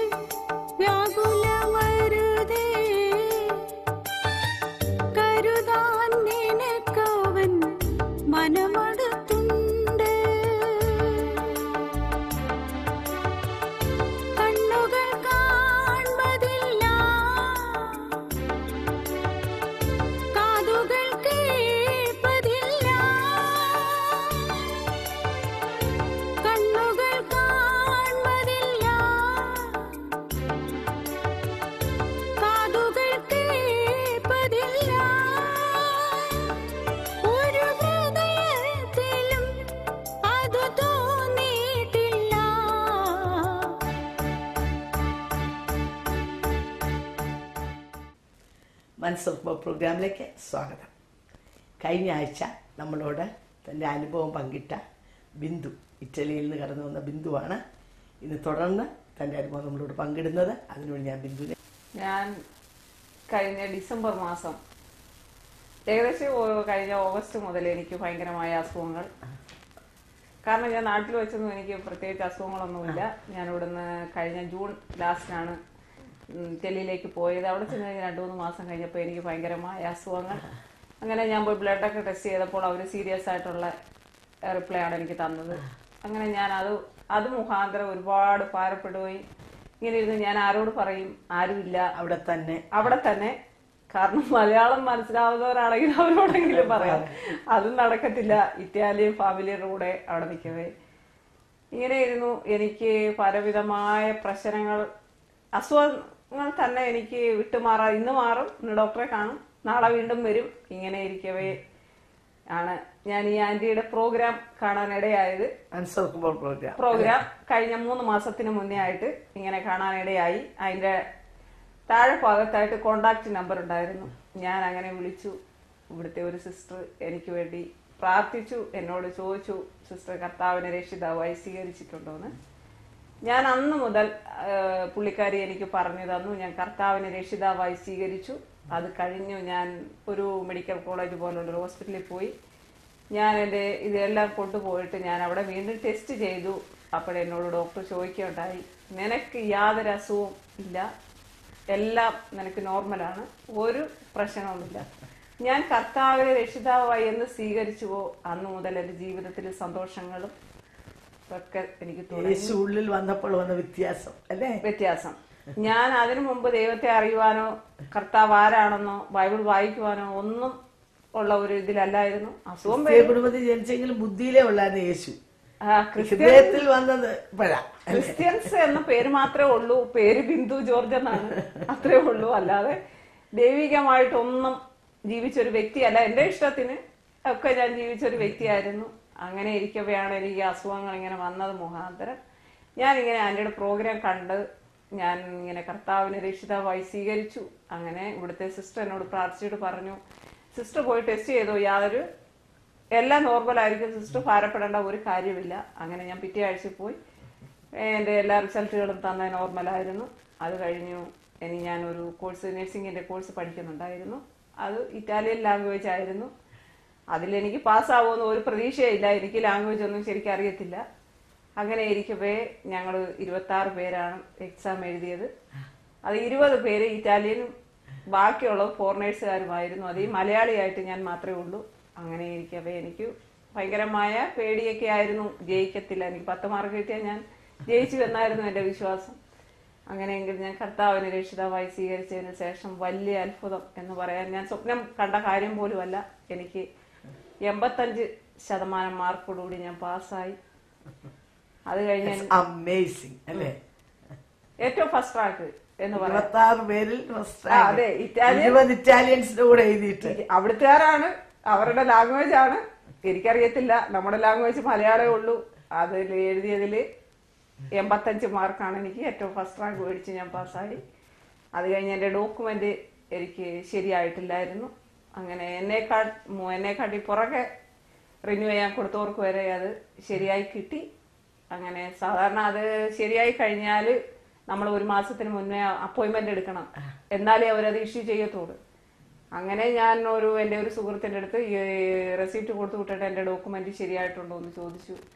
അപ്പോഴവിടെ ഒരു പോലീസുകാരൻ പറഞ്ഞു, പുള്ളിക്കാരിയുടെ ഇത് ശരിയായിട്ടുണ്ട്, നാളെ വന്ന് മേടിക്കാൻ പറഞ്ഞു. അവിടെയും അപ്പോയിന്റ്മെന്റ് പോലും എടുത്തില്ല. ഇല്ല, വെള്ളിയാഴ്ച ഉച്ച കഴിഞ്ഞ് പുള്ളിക്കാരി പോയി. ശനിയാഴ്ച രാവിലെ 9 ആയപ്പോൾ എനിക്ക് റിന്യൂവൽ കിട്ടി. അതും ഇവിടെ നിന്നും എന്നോട് പ്രാർത്ഥിച്ചപ്പോൾ പറഞ്ഞു, ഞാൻ എക്സാം എഴുതുന്നതിന് മുന്നേ ആയിട്ട് ഇവിടെ പ്രാർത്ഥിച്ച സിസ്റ്റർ എനിക്ക് വേണ്ടി പറഞ്ഞു, എക്സാം എഴുതേണ്ട കാര്യമില്ല, സിസ്റ്റർ പാസ്സായി കഴിഞ്ഞു എന്നാണ് എന്നോട് പറഞ്ഞത്. വിശ്വാസക്കണ്ണുകളാൽ അത് കാണുക അല്ലേ. അങ്ങനെ എനിക്ക് നാട്ടിൽ പോകാൻ അപ്പോഴേ ഡോക്യുമെന്റ് കിട്ടി. അപ്പോഴേ എനിക്ക് നാട്ടിൽ പോകണമെന്നൊരാഗ്രഹം. അത്രയും അത്ഭുതങ്ങളാ ദൈവം ചെയ്തത്. അപ്പോഴും ഇത്രയും അത്ഭുതം ചെയ്തപ്പോൾ എനിക്ക് നാട്ടിൽ പോകണം, ഈ സിസ്റ്ററിനെ, ഈ ആന്റിയെ ഒന്ന് കാണണം എന്നുള്ള ഒരു താല്പര്യം എനിക്കുണ്ടായി. അവര് പ്രേക്ഷകരെ ഈ പവർഫുൾ ടെസ്റ്റിമണി കേട്ടുകൊണ്ടിരിക്കുകയാണല്ലോ. വേറൊന്നും ചെയ്തില്ല ബിന്ദു, യേശുവിനെ രക്ഷകനായി സ്വീകരിച്ചു. കർത്താവിന് മാത്രമേ നമ്മൾ ആഗ്രഹിക്കുന്നുള്ളൂ. മക്കളെങ്കിൽ അവകാശികൾ. അവളൊരു മകളായിത്തീർന്നു. അന്ന് വരെ അവൾ ക്രിസ്ത്യാനിയായിരുന്നു, പക്ഷെ യേശുവിൻ്റെ മകളല്ലായിരുന്നു. എപ്പോൾ നാം യേശുവിനെ ഹൃദയം കൊണ്ട് വിശ്വസിച്ച് വാ കൊണ്ട് ഏറ്റുപറഞ്ഞ് സ്വന്തം രക്ഷകനും കർത്താവുമായി ഹൃദയത്തിൽ സ്വീകരിക്കുമോ അപ്പോഴാണ് മകളായിത്തീരുന്നത്. ഇറ്റലി എന്ന് പറഞ്ഞാൽ ഇവിടുന്ന് വളരെ വിദൂരമാണ്. ഇവിടെ ഇരുന്നുകൊണ്ട് രക്ഷാവാചകം ചൊല്ലിക്കൊടുത്ത് ഇറ്റലിയിൽ ഇരുന്നുകൊണ്ട് അത് ഏറ്റുപറഞ്ഞ് യേശു ഇറ്റലിയിൽ ഇരുന്ന ബിന്ദുവിൻ്റെ ഹൃദയത്തിൽ വന്നു. ആ ഹൃദയത്തിലേക്ക് വന്ന് യേശുവാണ് ഈ അത്ഭുതങ്ങൾ മുഴുവൻ ചെയ്തത്. ചെയ്തു. ചില ദിവസങ്ങൾക്ക് മുമ്പ് വലിയ രോഗങ്ങൾ എഴുതി കൊടുത്ത ഡോക്ടേഴ്സ് തിരിച്ചു പറയുകയാണ് യു ആർ ക്വയറ്റ് നോർമൽ എന്ന്. അത്ഭുതമല്ലേ അത്? കർത്താവ് നമ്മൾ ബൈബിൾ വായിക്കുന്ന ഒരു പക്ഷപാതക്കാരൻ്റെ കാര്യം, അവൻ്റെ വിടുതലിന് വേണ്ടി, അവൻ്റെ രോഗസൗഖ്യത്തിന് വേണ്ടി യേശുവിൻ്റെ അടുത്ത് കൊണ്ടുവന്നു. പക്ഷെ യേശു പറഞ്ഞു, നിന്റെ പാപങ്ങൾ മോഹിച്ചിരിക്കുന്നു, കിടക്കെടുത്ത് നടക്കാൻ പറഞ്ഞു. ആദ്യം നമ്മൾ അകത്തെ പാപകുഷ്ഠം, അതാണ് സൗഖ്യമാകേണ്ടത്. അത് സൗഖ്യമായി കഴിയുമ്പോൾ ഓട്ടോമാറ്റിക് ആയിട്ട് എന്താകും? പുറമേ ഉള്ള രോഗത്തിന് സൗഖ്യം കിട്ടും. അകമേ ഉള്ള മനുഷ്യൻ രൂപാന്തരം പ്രാപിക്കുക. അകത്തെ യേശുക്രിസ്തു വന്നു, അപ്പോൾ തന്നെ ബിന്ദുവിന്റെ പുറമേ ഉള്ള രോഗസൗഖ്യമായി എന്നല്ല നമ്മൾ കേട്ടത്. 10 മാർക്ക് പോലും കിട്ടുമോ എന്നോർത്തുന്ന ബിന്ദുവിന് 20 ഇറ്റാലിയൻസിന്റെ കൂടെ എക്സാം എഴുതിയ വ്യക്തി 85 മാർക്കോടെ ഫസ്റ്റ് റാങ്കിൽ പാസ്സാകാന്ന് പറഞ്ഞാൽ ബൈബിൾ പറയുന്നു യഹോവ ഭക്തി ജ്ഞാനത്തിന്റെ ആരംഭം. ദൈവത്തെ ഭയപ്പെട്ട് ദൈവത്തോടുള്ള ഭക്തി വരുമ്പോൾ അവിടെയാണ് ജ്ഞാനം കിട്ടുന്നത്. ജ്ഞാനം കൊടുക്കുന്ന ആരാ? ദൈവമാണ്. ഞങ്ങളെ കേൾക്കുന്ന അനേക സ്റ്റുഡൻസ് കാണാം, ഇതുപോലെ എക്സാം എഴുതാൻ നോക്കിയിരിക്കുന്ന നേഴ്സസ് കാണാം, പല തുറകളിൽ കാണാം. You are struggling. 3ഉം 4ഉം വട്ടം പരീക്ഷയിൽ തോറ്റവരായിരിക്കാം, ഇനി എനിക്ക് ഹോപ്പില്ല എന്ന് ചിന്തിക്കുന്നവരായിരിക്കാം. Why can't you try this? എന്തുകൊണ്ട് യേശുവിനെ നിങ്ങളുടെ സ്വന്തം രക്ഷിതാവും കർത്താവുമായി സ്വീകരിച്ചുകൂടാ? നമ്മൾ 91-ാം സങ്കീർത്തനം ഇങ്ങനെ വായിക്കുന്നുണ്ട്, അത്യുന്നതന്റെ മറവിൽ വസിക്കുകയും സർവശക്തന്റെ നിഴലിൽ കീഴിൽ പാർക്കുകയും ചെയ്യുന്നവൻ എന്ന് പറഞ്ഞിട്ടാണ് അനുഗ്രഹങ്ങൾ. നീ കഷ്ടകാലത്തിനെ വിളിച്ചപേക്ഷിക്കും, ഞാൻ നിനക്ക് ഉത്തരമല്ലോ. നിന്റെ വശത്ത് 1000 പേരും നിന്റെ വലത്ത് വശത്ത് 10,000 പേരും വീഴും, എങ്കിൽ അതൊന്നും നിന്നോട് അടുത്ത് വരികയില്ല. സിംഹത്തിന്മേലും അണലുമേലും നീ ചവിട്ടും, അതിനെല്ലാം നീ മെതിച്ചു കളയും. ഇതിന്മേലെല്ലാം വിക്ടറിയാണ്. ആ അധ്യായം മുഴുവൻ നമ്മൾ വായിക്കുന്നത്. ഈ വിക്ടറി ആർക്കുള്ളതാ? അത്യുന്നതന്റെ മറവിൽ വസിക്കുകയും സർവശക്തന്റെ നിഴലിൻ കീഴിൽ പാർക്കുകയും ചെയ്തവർക്കുള്ള. നിങ്ങൾ ദൈവ പൈതലായി ദൈവകൃപയിൽ ജീവിക്കുന്നവർക്ക് ഈ വാഗ്ദത്തങ്ങളെല്ലാം ദൈവം തന്നിരിക്കുക.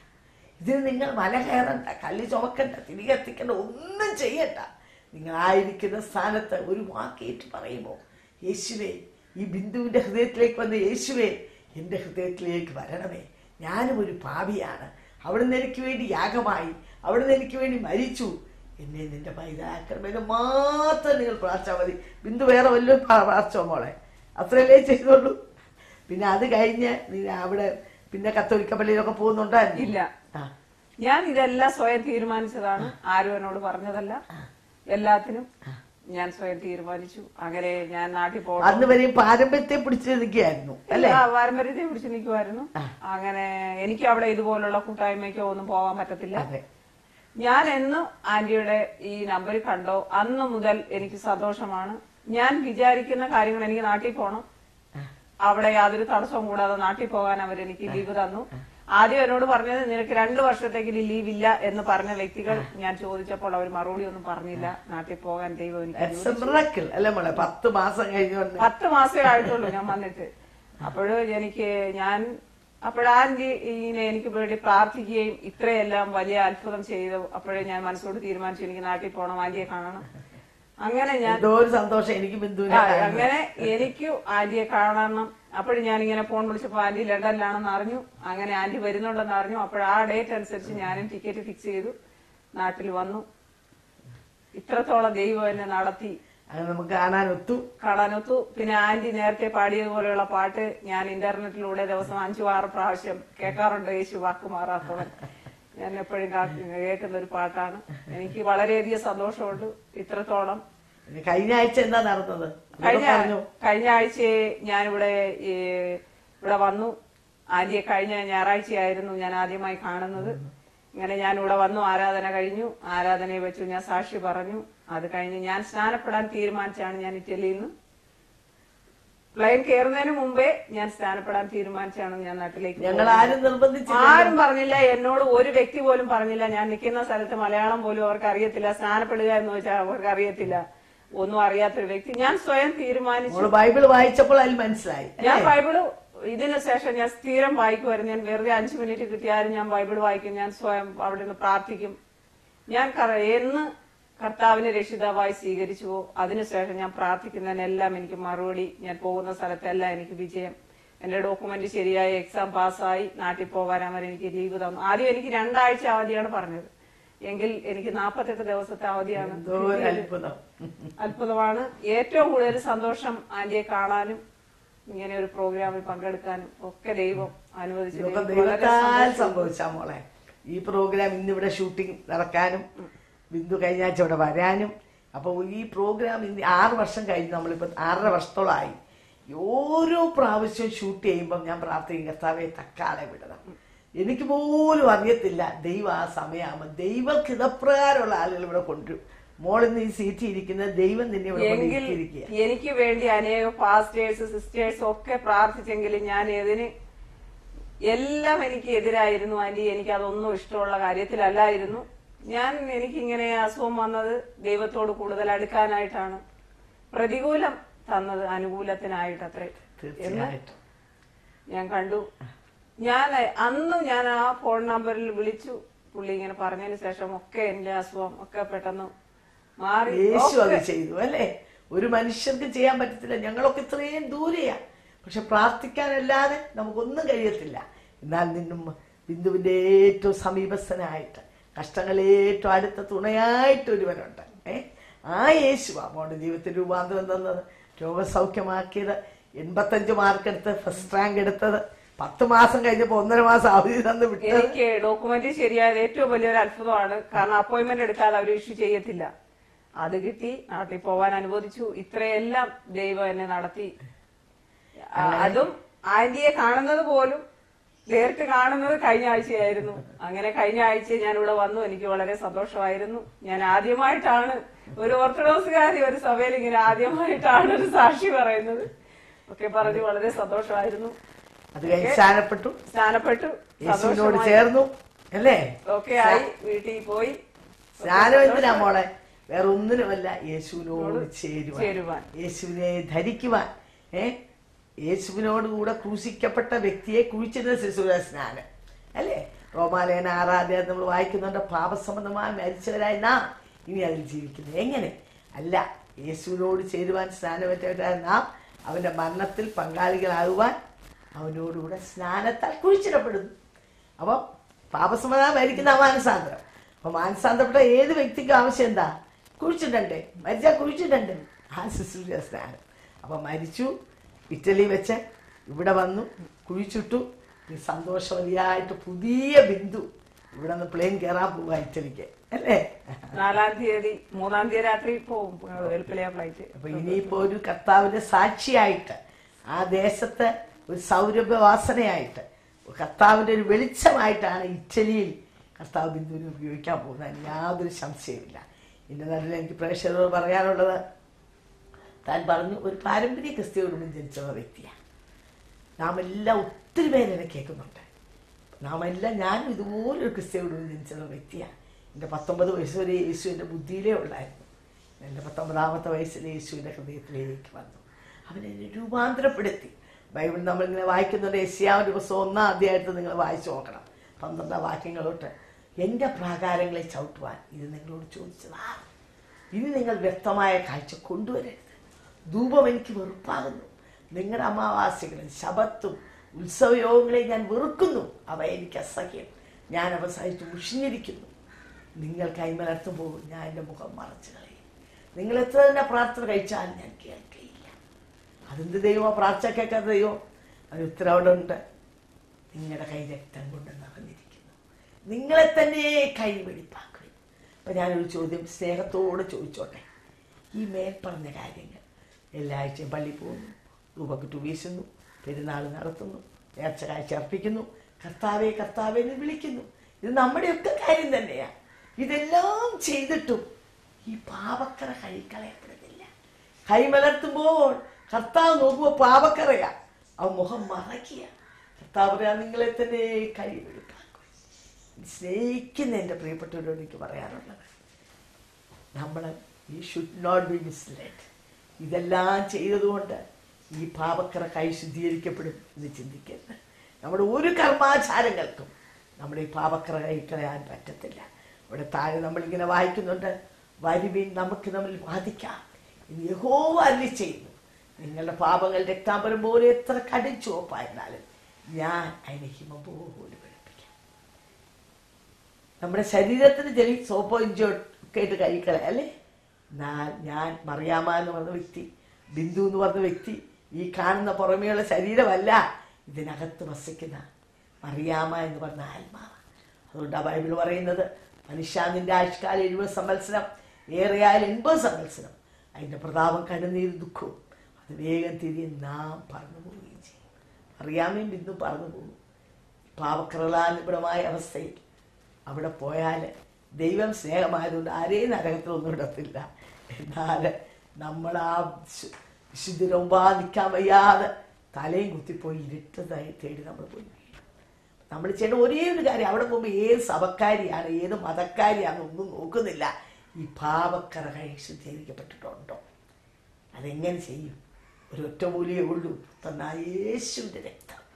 പാപമില്ലാത്ത ദൈവപുത്രൻ നല്ല യൗവനപ്രായത്തിൽ 33.5 വയസ്സിൽ നമുക്കെല്ലാവർക്കും വേണ്ടി അഖില ലോകത്തിൻ്റെ രക്ഷയ്ക്ക് വേണ്ടി, ഒരു കൂട്ടർക്ക് വേണ്ടിയല്ല, മനുഷ്യനായി പറഞ്ഞ ഏവൻ്റെ രക്ഷയ്ക്ക് വേണ്ടി കാൽവരി കുലമരത്തിൽ യാഗമായി തീർന്നു. അവൻ്റെ രക്തം ഇന്നും പാപിയെ രക്ഷിക്കുവാൻ, പാപക്കറകളെ പോക്കുവാൻ, ഏത് കടുചോപ്പായ പാപവും, കൊലപാതകനാണോ, വ്യഭിചാരിയാണോ, ദുന്മാർഗിയാണോ, മദ്യപാനിയാണോ, യു നെയിം ഇറ്റ്, എന്ത് തെറ്റ് ചെയ്ത വ്യക്തിയായാലും ആ കാൽവരിയുടെ ചോട്ടിലേക്ക് ആ പാപത്തിൻ്റെ ഭാരവുമായി കടന്നു വന്ന് ഒരു ഹാൻഡ്സ് അപ്പ്, ഒന്ന് അടിയറ വയ്ക്കൂ, ഒരു വാക്ക് പ്രാർത്ഥിക്കൂ, യേശുവേ ഐ ആം എ സിന്നർ, ഞാനൊരു പാപിയാ കർത്താവേ, അവിടുന്ന് എനിക്ക് വേണ്ടി യാഗമായി, എനിക്ക് വേണ്ടി തകർക്കപ്പെട്ടു, എനിക്ക് വേണ്ടി ജീവനെ നൽകി, ആ രക്തത്താൽ എന്നെ ഒന്ന് കഴുകണമേ, എന്നെ അങ്ങയുടെ പൈതലാക്കി മാറ്റണമേ. ഈ പാപക്കറ, എൻ്റെ കരങ്ങളിലുള്ള ഈ കറ, ഇത് കളയണമേ കർത്താവേ, എന്നെ നിൻ്റെ പൈതലാക്കി മാറ്റണമേ. ഒന്ന് പ്രാർത്ഥിക്കാൻ കഴിയുമോ? അവിടെ ഇങ്ങനെ എഴുതിയിട്ടുണ്ട്, മനസ്സ് വെച്ച് കേട്ടനുസരിക്കുന്നുവെങ്കിൽ ദേശത്തിലെ നന്മ അനുഭവിക്കും, മറുത്ത് മത്സരിക്കുന്നുവെങ്കിലോ വാൾനിരയായിത്തീരും. നിനക്ക് എന്താ വേണ്ടത്? എന്നെ കേൾക്കുന്ന പ്രിയപ്പെട്ടവരോട് ഞാൻ ചോദിക്കട്ടെ, സ്നേഹത്തോടെ, നിങ്ങളോടുള്ള സ്നേഹം കൊണ്ടാണ് ഞാനിത് പറയുന്നത് കേട്ടോ. നിങ്ങളാരും നഷ്ടപ്പെട്ടു പോകരുത്. മറുത്ത് മത്സരിച്ചാൽ നമ്മൾ വാൾനിരയായിത്തീരും. നിങ്ങളിത് കേട്ടനുസരിച്ചാൽ നിങ്ങൾ ദേശത്തിലെ നന്മ അനുഭവിക്കും. നന്മയും ശാപവും നിങ്ങളുടെ മുമ്പിൽ വെച്ചിരിക്കുക, ഏത് നിങ്ങൾ തിരഞ്ഞെടുക്കും?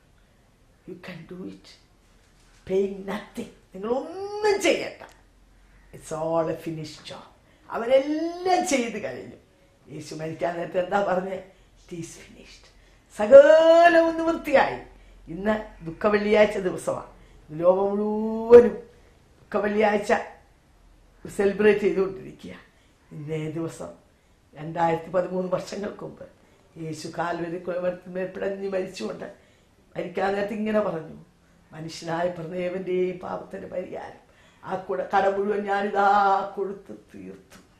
ഇനി അതിനുവേണ്ടി നമ്മളൊന്നും ചെയ്യണ്ട. യേശുവിൻ്റെ മരണം പ്ലസ് ഒരു തരം വിളിച്ചതിന് ആവശ്യമില്ല. യേശുവിൻ്റെ മരണം പ്ലസ് ഒരു കൂടി തിരിയുടെ ആവശ്യമില്ല. It's all A finish job. ആ യേശുവിലേക്ക് ഞാൻ നിങ്ങളെ ആഹ്വാനം ചെയ്യുക. എൻ്റെ ജീവിതത്തിൽ ഇന്നേക്ക് 42 വർഷങ്ങൾക്ക് മുമ്പ് യേശു കടന്നു വന്നു, അവനെ രൂപാന്തരപ്പെടുത്തി. 3 മാസങ്ങൾക്ക് മുമ്പ് ബിന്ദുവിൻ്റെ ജീവിതത്തിൽ യേശു കടന്നു വന്നു, തന്നെ രൂപാന്തരപ്പെടുത്തി. ഓരോ ദിവസവും ഞാൻ പറഞ്ഞല്ലോ, അനേക ജീവിതങ്ങൾ. കഴിഞ്ഞ ചില ആഴ്ചകൾക്കകം 76 പേര് ഞങ്ങളെ ഫോണിൽ വിളിച്ചു, യേശുവിനെ രക്ഷകനായി സ്വീകരിച്ചു. അവരുടെ എല്ലാ ജീവിതങ്ങളും രൂപാന്തരം പ്രാപിച്ചു. ഇന്ന് യേശു അത്ഭുതം പ്രവർത്തിച്ചുകൊണ്ടിരിക്കുക. അനേക നിലകൾ ദൈവം പ്രവർത്തിച്ചുകൊണ്ടിരിക്കുക. കഴിഞ്ഞ ആഴ്ച ഞങ്ങൾക്ക് ഇവിടെ ഒരു അനുഭവം ഉണ്ടായത്, രേഖ എന്ന് പറഞ്ഞ പെൺകുട്ടിയുടെ പ്രോഗ്രാം നിങ്ങൾ കണ്ടു കാണും. കഴിഞ്ഞ ആഴ്ചയും അതിൻ്റെ മുമ്പിലത്തെ ആഴ്ചയും ബൈ മിസ്റ്റേക്ക് 2 ആഴ്ച അവരത് പ്ലേ ചെയ്തു. കഴിഞ്ഞ ആഴ്ച ആ പ്രോഗ്രാം കഴിഞ്ഞപ്പോൾ പലരും ഇങ്ങനെ വിളിച്ച കൂട്ടത്തിൽ രേഖ പോയി ഫോൺ എടുത്തു. രേഖ ഇവിടെ ഞങ്ങളുടെ കൂടെ താമസിച്ച് വർക്ക് ചെയ്യുക. അപ്പോൾ ഒരു സിസ്റ്റർ എറണാകുളത്ത് നിന്ന് വിളിച്ചിട്ട് ഇങ്ങനെ പറഞ്ഞു, എൻ്റെ സിസ്റ്റർ ക്യാൻസറായിട്ട് ഹോസ്പിറ്റലിൽ കിടക്കുക, പ്രാർത്ഥിക്കാമോ ചോദിച്ചു. പറഞ്ഞു, അയ്യോ നിങ്ങൾ ഇന്നത്തെ പ്രോഗ്രാം കണ്ടല്ലോ, ഇന്ന് രോഗസൗഖ്യത്തെക്കുറിച്ചല്ലേ പറഞ്ഞത്. രേഖ എന്ന് പറഞ്ഞ കുട്ടി തൻ്റെ സൗഖ്യത്തെക്കുറിച്ചാണ് ടെസ്റ്റിമണി പറഞ്ഞത്, നിങ്ങൾ കണ്ടല്ലോ. അപ്പം ആ പ്രോഗ്രാമിൽ സാക്ഷി പറഞ്ഞ് ഞാൻ തന്നെയായിരുന്നു എന്ന് പറഞ്ഞു. അപ്പോൾ ഈ വ്യക്തി പറഞ്ഞു, മോളെ നീയല്ലേ ഞങ്ങളുടെ സിസ്റ്ററിനെ കാണാൻ വന്നത്?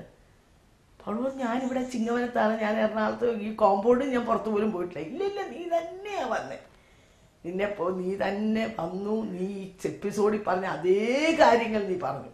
ഒരു പച്ച ചുരിദാർ ഇട്ടുകൊണ്ടാണ് നീ വന്നത്, ഏകാന്തിൻ്റെ പേര് പറഞ്ഞു, ഈ കാര്യങ്ങളെല്ലാം നീ പറഞ്ഞു, നീ തന്നെയാണ് വന്നെന്ന് പറഞ്ഞു. അപ്പം അതാരാ എനിക്ക് ചിന്തിക്കാൻ പറ്റുമോ? മറ്റാരുമല്ല, സ്വർഗത്തിലെ ദൈവ ദൂതനാണ് രേഖയുടെ ഭർത്താവ് പോയത്. രേഖ പോയിട്ടില്ല. ഇന്നും സ്വർഗത്തിലെ ദൈവം അത്ഭുതം പ്രവർത്തിച്ചുകൊണ്ടിരിക്കുക. എന്തിനു വേണ്ടിയാ? ജീവിതങ്ങളെ അവൻ സ്നേഹിക്കുന്നുണ്ട്. ഓരോ വ്യക്തികളെയും കർത്താവ് സ്നേഹിക്കുന്നു. കർത്താവിൻ്റെ വരവ് ഏറ്റവും ആസന്നമായി. ഈ കർത്താവിൻ്റെ വരവിന് വളരെ വളരെ വളരെ അടുത്ത് നമ്മൾ എത്തിക്കഴിഞ്ഞിരിക്കുക. കഴിഞ്ഞ ദിവസം ഞാൻ ഫേസ്ബുക്കിൽ ഒരു കാര്യം ഇങ്ങനെ കാണാനിടയായിത്തീർന്നു. ഒരു നിങ്ങളും പലരും കണ്ടു കാണും. ആഫ്രിക്കയിലുള്ള ഒരു വ്യക്തി, ഒരു പാസ്റ്ററാന്ന് തോന്നുന്നു, താൻ ഇങ്ങനെ ബൈക്കിൽ യാത്ര ചെയ്യാണ്. അപ്പോൾ റോഡിലൊരു വൃദ്ധനായ മനുഷ്യൻ നിൽക്കുന്നു. അപ്പോൾ തനിക്ക് ലിഫ്റ്റ് കൊടുക്കാമെന്ന് പറഞ്ഞ് താൻ ലിഫ്റ്റ് ചോദിച്ചതിൻ്റെ ബന്ധത്തിൽ ബൈക്കിൽ കയറ്റി പോയിക്കൊണ്ടിരുമ്പോൾ താൻ പറഞ്ഞു, സ്വർഗത്തിൽ ഇപ്പോൾ എന്താ നടക്കുന്നതെന്ന് അറിയാമോ എന്ന് ചോദിച്ചു. അപ്പോൾ പുള്ളി പറഞ്ഞു, ഞാനെങ്ങനെ അറിയുന്നത് സ്വർഗത്തിൽ നടക്കുന്ന കാര്യം? അപ്പം താൻ പറഞ്ഞു, സ്വർഗത്തിൽ ഇപ്പം പിതാവാൻ ദൈവം ദൂതന്മാരോട് പറയുകയാണ് കാഹളം ഊതാൻ. ഞാൻ കാഹളം ഊതുമ്പോൾ എന്തു ചെയ്യും? മരിച്ചവർ അക്ഷയരായി ഉയർക്കും, ജീവനോടിരിക്കുന്ന ദൈവകുഞ്ഞുങ്ങൾ ട്രാൻസ്ഫോംഡ് ആയിട്ട് വാനമേഘങ്ങൾ എടുക്കപ്പെടും. അപ്പം കാഹളം ഊതാൻ പറയുകയാണ്. പക്ഷേ യേശു കർത്താവ് അതിന് നടക്കുന്നൊരു കരയുക, പിതാവേ കുറച്ച് സമയം കൂടെ please wait some more time. എൻ്റെ കുഞ്ഞുങ്ങൾ കുറച്ച് പേര് കൂടെ ഒന്ന് രക്ഷ പ്രാപിക്കട്ടെ. അതിനുവേണ്ടി മാത്രം യേശുവിൻ്റെ വരവ് ഏറ്റവും സമീപമായി. എന്നാൽ എന്നെ കേൾക്കുന്ന നിങ്ങൾ ചിലരായിരിക്കും രക്ഷ പ്രാപിക്കാനുള്ളത്. He might be waiting for you. ഇന്ന് രാത്രികാലം യേശുവേ എന്നെയും നിങ്ങളുടെ പൈതലാക്കി തീർക്കണമേ, എൻ്റെ ഹൃദയത്തിലേക്ക് വരണമേ. ബിന്ദുവിൻ്റെ ജീവിതത്തിൽ ഇത്രയും അനുഗ്രഹങ്ങൾ, സമാധാനം, സന്തോഷം, വിടുതൽ, സൗഖ്യം, വിജയം നൽകിയ കർത്താവേ, ഞാനും എന്നെ നിനക്ക് വേണ്ടി ഏൽപ്പിക്കുന്നു എന്നൊരു വാക്ക് പറഞ്ഞ് യേശുവിൻ്റെ രക്ഷകനായി സ്വീകരിക്കുവാൻ നിങ്ങളെ ആഹ്വാനം ചെയ്തുകൊണ്ട് എൻ്റെ വാക്കിനെ വിരമിച്ചോളൂ. ഇന്നത്തെ പ്രോഗ്രാം നിങ്ങൾക്ക് എല്ലാവർക്കും അനുഗ്രഹമായി തീർന്നെന്ന് ഞങ്ങൾ വിശ്വസിക്കുന്നു. നിങ്ങൾക്ക് എന്തെങ്കിലും അപേക്ഷകളോ പ്രാർത്ഥന വിഷയങ്ങളോ ഉണ്ടെങ്കിൽ ഞങ്ങളുമായി ബന്ധപ്പെടുക. ഞങ്ങളുടെ മേൽവിലാസം Bethesda communications, new India church of God, Chingavanam, Kottayam. Phone number 0481-243-0329, 653-3329. Mobile number 9447578202. Email mariamathambi@yahoo.com. അടുത്ത ആഴ്ച വീണ്ടും കാണാം ഇതേ സമയം. ദൈവം നിങ്ങളെ അനുഗ്രഹിക്കട്ടെ. അവിടെ ഒരു 100-75 മാർക്ക് അന്ന് ആദ്യമായിട്ട് ഞാൻ ചെന്നപ്പോൾ അവർ ചെയ്തു. അപ്പോൾ 60 മാർക്കാണ് അവർക്ക് വേണ്ടത്, 75 മേടിച്ചു. അപ്പോഴവർ പറഞ്ഞു, നിനക്ക് ഭാഷയൊക്കെ അറിയാം, അവിടെ കുഴപ്പമില്ല, നഴ്സിംഗിന് നിനക്ക് അഡ്മിഷൻ തരാമെന്ന് പറഞ്ഞു. അങ്ങനെ അവർ 1 മാസം കഴിഞ്ഞപ്പോൾ എന്നെ വിളിച്ചു. 4 മാസക്കാലം നഴ്സിംഗ് ഉണ്ടായിരുന്നു. ഞങ്ങൾ 26 പേരായിരുന്നു. അത് 20 പേര് ഇറ്റാലിയൻകാർ. ശരി, ഇവിടെ നമ്മൾ ബിന്ദുവിൻ്റെ സാക്ഷ്യം കേട്ടുകൊണ്ടിരിക്കുകയാണ്. എന്നെ കേൾക്കുന്ന ഇൻ്റർനെറ്റിൽ കൂടെ കാണുന്ന അനേക കുഞ്ഞുങ്ങൾ ഇംഗ്ലണ്ടിലും ഓസ്ട്രേലിയയിലും ഒക്കെ കടന്നുപോയി ഇതുപോലെയുള്ള കഷ്ടങ്ങളിൽ കൂടെ കടന്നു പോകുന്നവരുണ്ട്. ഞാനിപ്പോൾ 2 ആഴ്ച മുമ്പാണ് ഇംഗ്ലണ്ടിൽ പോയിട്ട് വന്നത്. അവിടെ പോകുമ്പോൾ എത്രയോ പിള്ളേരെ കടന്ന് കഷ്ടം സഹിക്കുന്നത് എന്ന് പറഞ്ഞാൽ ഇവിടുന്ന് നേഴ്സിംഗൊക്കെ പഠിച്ച് പാസ്സായിപ്പോയ പിള്ളേരാണ്. എന്നാൽ അവിടെ പോയിട്ട് കെയർ ഹോമിലും അവിടെ ഇവിടെ ഒത്തിരി കഷ്ടം സഹിച്ചു പോകുന്ന പിള്ളേരുണ്ട്. അപ്പം പ്രത്യേകിച്ച് നിങ്ങളോട് എനിക്ക് എടുത്തു പറയാനുള്ളത്, പലരും എന്നോട് പറഞ്ഞു, ആൻറ്റി ഇവിടെ നിങ്ങൾ പോയാൽ മതി എന്നാണ് തോന്നുന്നത്, ഇവിടെ പിടിച്ചു നിൽക്കാൻ ഒരു നിർവാഹവും ഇല്ല. വളരെയധികം സ്ട്രഗിൾസ്, നമ്മുടെ നാട്ടിൽ പോലും നമ്മൾ അനുഭവിക്കാത്ത സ്ട്രഗിൾസാണ് അവരവിടെ അനുഭവിക്കുന്നത്. പലപ്പോഴും നാട്ടിലുള്ളവരുടെ വിചാരം ഇംഗ്ലണ്ടിലും ഇറ്റലിയിലും ജർമ്മനിയിലും ഒക്കെ പോകുമ്പോൾ അവിടെ സ്വർഗത്തിൽ പോയിരിക്കുകയാണ്. പക്ഷെ ഇവിടത്തെക്കാൾ ഒത്തിരി കഷ്ടങ്ങൾ സഹിച്ച് the real test of faith, വിശ്വാസത്തെ ശരിക്കും പരിശോധനയിൽ കൂടാണ്. എന്നാൽ എനിക്ക് നിങ്ങളോട് പറയാനുള്ളത്, നിങ്ങൾ ഇട്ടെറിഞ്ഞിട്ട് പോകരുത്. ഇവിടെ ബിന്ദു പറഞ്ഞല്ലോ, ഓടിപ്പോയാൽ എന്നാന്ന് തോന്നുന്ന അവസ്ഥകൾ വന്നു, ഭ്രാന്തുള്ളവരെ ശുശ്രൂഷിച്ചു. അതത്ര എളുപ്പമല്ല. അപ്പം നിങ്ങൾ കടന്നു പോകുന്ന അവസ്ഥ ഇത് തന്നെയായിരിക്കാം. ഇട്ടെറിഞ്ഞിട്ട് വരാൻ എളുപ്പമുണ്ട്, എന്നാൽ തന്നെ പിടിച്ചു നിർത്തിയത്, അയ്യോ നാട്ടിൽ എൻ്റെ മോളുണ്ട്, അവളുടെ ഭാവി. ഞാൻ സ്ത്രീകളോടാണ് സംസാരിക്കുന്നത് മെയിനായിട്ട്. മനസ്സ് തുറക്കുമ്പോൾ പ്രോഗ്രാം തന്നെ തുടങ്ങിയ സ്ത്രീക്ക് വേണ്ടിയാണ് അല്ലേ? അപ്പം അങ്ങനെയാണെങ്കിൽ നമ്മൾ അവിടെ പിടിച്ചു നിൽക്കണം.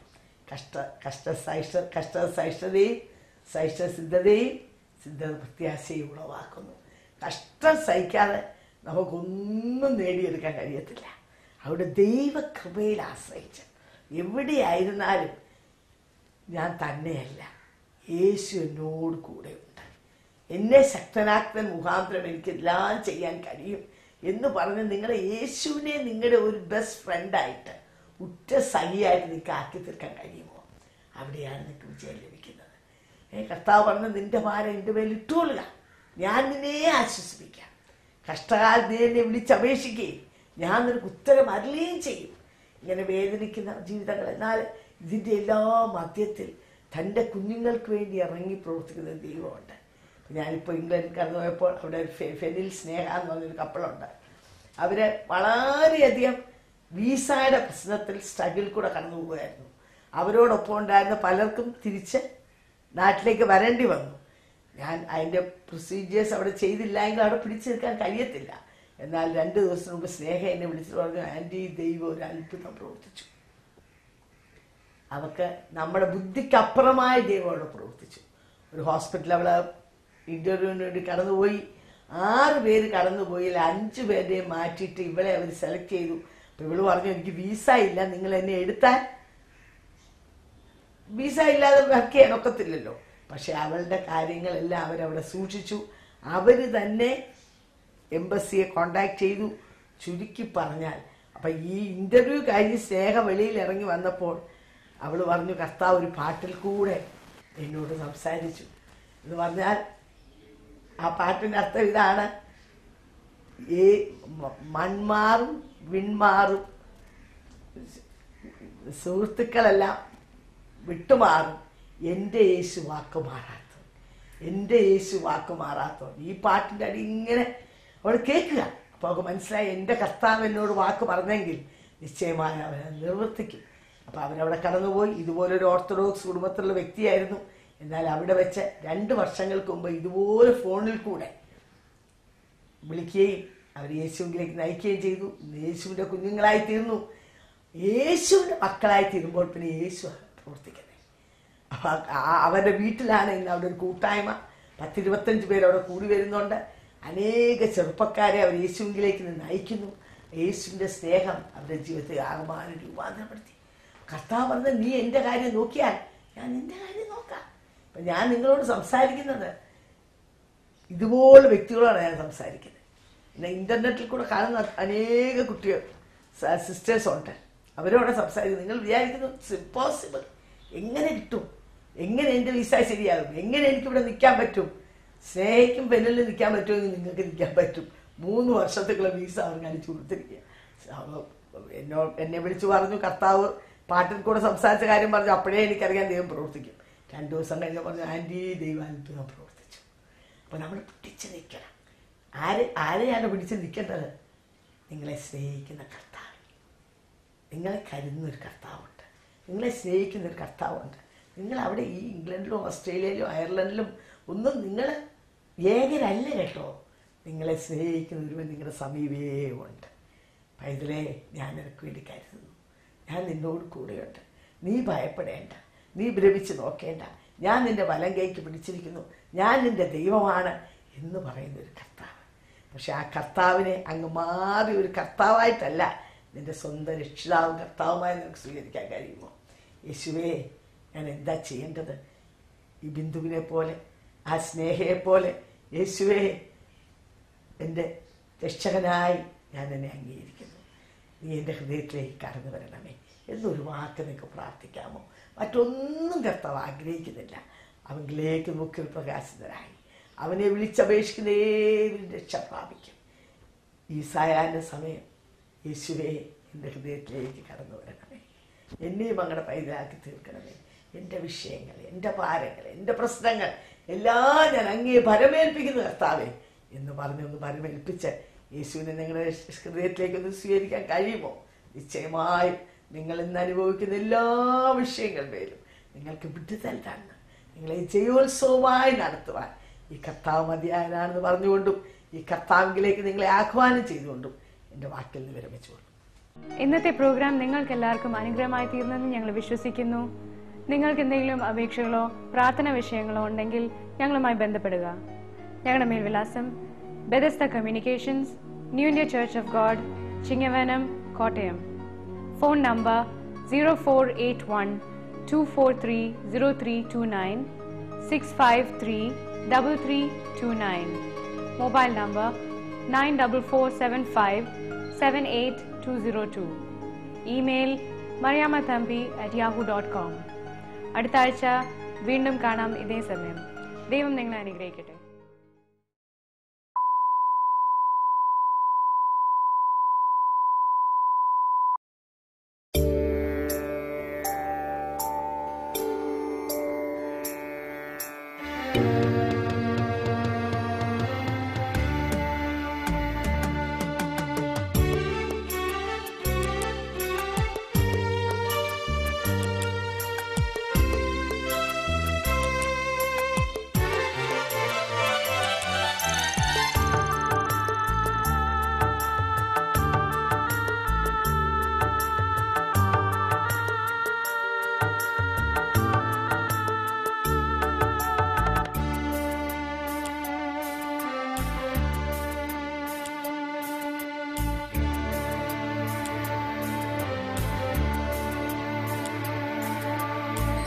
മനസ്സേ വ്യാകുലമരുതേ,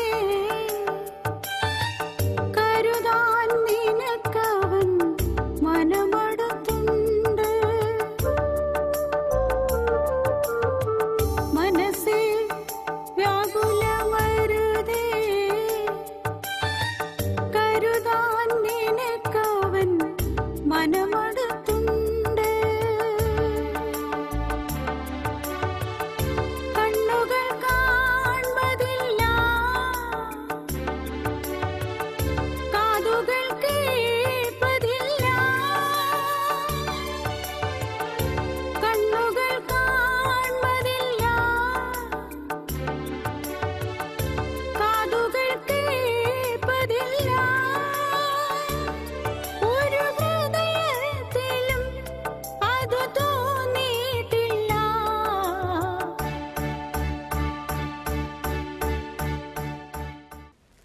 മനസ്സുറപ്പ് പ്രോഗ്രാമിലേക്ക് സ്വാഗതം. കഴിഞ്ഞ ആഴ്ച നമ്മളോട് തൻ്റെ അനുഭവം പങ്കിട്ട ബിന്ദു, ഇറ്റലിയിൽ നിന്ന് കടന്നു വന്ന ബിന്ദുവാണ് ഇന്ന് തുടർന്ന് തൻ്റെ അനുഭവം നമ്മളോട് പങ്കിടുന്നത്. അതിനുവേണ്ടി ഞാൻ ബിന്ദുവിനെ ഞാൻ കഴിഞ്ഞ ഡിസംബർ മാസം, ഏകദേശം കഴിഞ്ഞ ഓഗസ്റ്റ് മുതൽ എനിക്ക് ഭയങ്കരമായ അസുഖങ്ങൾ. കാരണം ഞാൻ നാട്ടിൽ വെച്ചൊന്നും എനിക്ക് പ്രത്യേകിച്ച് അസുഖങ്ങളൊന്നുമില്ല. ഞാൻ ഇവിടുന്ന് കഴിഞ്ഞ ജൂൺ ലാസ്റ്റിനാണ് ഇറ്റലിയിലേക്ക് പോയത്. അവിടെ ചെന്ന് കഴിഞ്ഞ് 2-3 മാസം കഴിഞ്ഞപ്പോൾ എനിക്ക് ഭയങ്കരമായ അസുഖങ്ങൾ. അങ്ങനെ ഞാൻ പോയി ബ്ലഡൊക്കെ ടെസ്റ്റ് ചെയ്തപ്പോൾ അവർ സീരിയസ് ആയിട്ടുള്ള റിപ്ലൈ ആണ് എനിക്ക് തന്നത്. അങ്ങനെ ഞാൻ അത് മുഖാന്തരം ഒരുപാട് ഭാരപ്പെടുകയും ഇങ്ങനെ ഇരുന്ന് ഞാൻ ആരോട് പറയും, ആരുമില്ല, അവിടെ തന്നെ. കാരണം മലയാളം മനസ്സിലാവുന്നവരാണെങ്കിൽ അവരോടെങ്കിലും പറയാം. അതും നടക്കത്തില്ല. ഇറ്റാലിയൻ ഫാമിലിയുടെ കൂടെ അവിടെ നിൽക്കവേ ഇങ്ങനെ ഇരുന്നു. എനിക്ക് പലവിധമായ പ്രശ്നങ്ങൾ, അസുഖങ്ങൾ തന്നെ എനിക്ക് വിട്ടുമാറാ. ഇന്ന് മാറും, ഇന്ന് ഡോക്ടറെ കാണും, നാളെ വീണ്ടും വരും. ഇങ്ങനെ ഇരിക്കവേ ആണ് ഞാൻ ഈ ആന്റിയുടെ പ്രോഗ്രാം കാണാനിടയായത്. പ്രോഗ്രാം കഴിഞ്ഞ 3 മാസത്തിന് മുന്നേ ആയിട്ട് ഇങ്ങനെ കാണാനിടയായി. അതിന്റെ താഴെ ഭാഗത്തായിട്ട് കോണ്ടാക്ട് നമ്പർ ഉണ്ടായിരുന്നു. ഞാൻ അങ്ങനെ വിളിച്ചു. ഇവിടുത്തെ ഒരു സിസ്റ്റർ എനിക്ക് വേണ്ടി പ്രാർത്ഥിച്ചു. എന്നോട് ചോദിച്ചു, സിസ്റ്റർ കർത്താവിനെ രക്ഷിതാവായി സ്വീകരിച്ചിട്ടുണ്ടോന്ന്. ഞാൻ അന്ന് മുതൽ പുള്ളിക്കാരി എനിക്ക് പറഞ്ഞു തന്നു, ഞാൻ കർത്താവിനെ രക്ഷിതാവായി സ്വീകരിച്ചു. അത് കഴിഞ്ഞു ഞാൻ ഒരു മെഡിക്കൽ കോളേജ് പോലുള്ളൊരു ഹോസ്പിറ്റലിൽ പോയി. ഞാൻ എൻ്റെ ഇതെല്ലാം കൊണ്ടുപോയിട്ട് ഞാൻ അവിടെ വീണ്ടും ടെസ്റ്റ് ചെയ്തു. അപ്പോഴെന്നോട് ഡോക്ടർ ചോദിക്കുകയുണ്ടായി, നിനക്ക് യാതൊരു അസുഖവും ഇല്ല, എല്ലാം നിനക്ക് നോർമലാണ്, ഒരു പ്രശ്നവുമില്ല. ഞാൻ കർത്താവിനെ രക്ഷിതാവായി എന്ന് സ്വീകരിച്ചുവോ അന്ന് മുതൽ എൻ്റെ ജീവിതത്തിൽ സന്തോഷങ്ങളും ഒക്കെ എനിക്ക് യേശു ഉള്ളിൽ വന്നപ്പോൾ വന്ന വ്യത്യാസം അല്ലേ? വ്യത്യാസം. ഞാൻ അതിനു മുമ്പ് ദൈവത്തെ അറിയുവാനോ കർത്താവ് ആരാണെന്നോ ബൈബിൾ വായിക്കുവാനോ ഒന്നും ഉള്ള ഒരു ഇതിലല്ലായിരുന്നു. അസുഖം കുടുംബത്തിൽ ജനിച്ചെങ്കിലും ബുദ്ധിയിലേ ഉള്ളായിരുന്നു യേശു. ഹൃദയത്തിൽ വന്നത് ക്രിസ്ത്യൻസ് എന്ന പേര് മാത്രമേ ഉള്ളൂ. പേര് ബിന്ദു ജോർജ് എന്നാണ്, അത്രേ ഉള്ളൂ. അല്ലാതെ ദൈവികമായിട്ടൊന്നും ജീവിച്ചൊരു വ്യക്തിയല്ല. എന്റെ ഇഷ്ടത്തിന് ഒക്കെ ഞാൻ ജീവിച്ചൊരു വ്യക്തിയായിരുന്നു. അങ്ങനെ ഇരിക്കവെയാണ് എനിക്ക് അസുഖങ്ങൾ ഇങ്ങനെ വന്നത് മുഖാന്തരം. ഞാനിങ്ങനെ ആന്റിയുടെ പ്രോഗ്രാം കണ്ട് ഞാൻ ഇങ്ങനെ കർത്താവിനെ രക്ഷിതാവായി സ്വീകരിച്ചു. അങ്ങനെ ഇവിടുത്തെ സിസ്റ്റർ എന്നോട് പ്രാർത്ഥിച്ചിട്ട് പറഞ്ഞു, സിസ്റ്റർ പോയി ടെസ്റ്റ് ചെയ്തോ, യാതൊരു എല്ലാം നോർമലായിരിക്കും, സിസ്റ്റർ ഭാരപ്പെടേണ്ട ഒരു കാര്യമില്ല. അങ്ങനെ ഞാൻ പിറ്റേ ആഴ്ച പോയി എൻ്റെ എല്ലാ റിസൾട്ടുകളും തന്നെ നോർമലായിരുന്നു. അത് കഴിഞ്ഞു ഇനി ഞാനൊരു കോഴ്സ്, നഴ്സിംഗിൻ്റെ കോഴ്സ് പഠിക്കുന്നുണ്ടായിരുന്നു. അത് ഇറ്റാലിയൻ ലാംഗ്വേജ് ആയിരുന്നു. അതിലെനിക്ക് പാസ്സാവുമെന്ന് ഒരു പ്രതീക്ഷയില്ല. എനിക്ക് ലാംഗ്വേജ് ഒന്നും ശരിക്കും അറിയത്തില്ല. അങ്ങനെ ഇരിക്കവേ ഞങ്ങൾ 26 പേരാണ് എക്സാം എഴുതിയത്. അത് 20 പേര് ഇറ്റാലിയനും ബാക്കിയുള്ളത് ഫോറിനേഴ്സുകാരുമായിരുന്നു. അത് ഈ മലയാളിയായിട്ട് ഞാൻ മാത്രമേ ഉള്ളൂ. അങ്ങനെ ഇരിക്കവേ എനിക്ക് ഭയങ്കരമായ പേടിയൊക്കെ ആയിരുന്നു. ജയിക്കത്തില്ല, എനിക്ക് 10 മാർക്ക് കിട്ടിയാൽ ഞാൻ ജയിച്ചു എന്നായിരുന്നു എൻ്റെ വിശ്വാസം. അങ്ങനെയെങ്കിൽ ഞാൻ കർത്താവിനെ രക്ഷിതാവായി സ്വീകരിച്ചതിന് ശേഷം വലിയ അത്ഭുതം എന്ന് പറയാൻ ഞാൻ സ്വപ്നം കണ്ട കാര്യം പോലുമല്ല. എനിക്ക് 85% മാർക്കോടുകൂടി ഞാൻ പാസ്സായി. അത് കഴിഞ്ഞ ഏറ്റവും ഫസ്റ്റ് റാങ്ക് എന്ന് പറയാം. അതെ, ഇറ്റാലിയൻസിന്റെ കൂടെ എഴുതിയിട്ട് അവിടുത്തുകാരാണ്, അവരുടെ ലാംഗ്വേജ് ആണ്, എനിക്കറിയത്തില്ല. നമ്മുടെ ലാംഗ്വേജ് മലയാളമേ ഉള്ളൂ. അതിൽ എഴുതിയതില് 85 മാർക്കാണ് എനിക്ക് ഏറ്റവും ഫസ്റ്റ് റാങ്ക് മേടിച്ച് ഞാൻ പാസ്സായി. അത് കഴിഞ്ഞ് എൻ്റെ ഡോക്യുമെന്റ് എനിക്ക് ശരിയായിട്ടില്ലായിരുന്നു. അങ്ങനെ എന്നെക്കാട്ടി പുറകെ റിന്യൂ ചെയ്യാൻ കൊടുത്തവർക്ക് വരെ അത് ശരിയായി കിട്ടി. അങ്ങനെ സാധാരണ അത് ശരിയായി കഴിഞ്ഞാൽ നമ്മൾ 1 മാസത്തിന് മുന്നേ അപ്പോയിൻമെന്റ് എടുക്കണം, എന്നാലേ അവരത് ഇഷ്യൂ ചെയ്യത്തുള്ളൂ.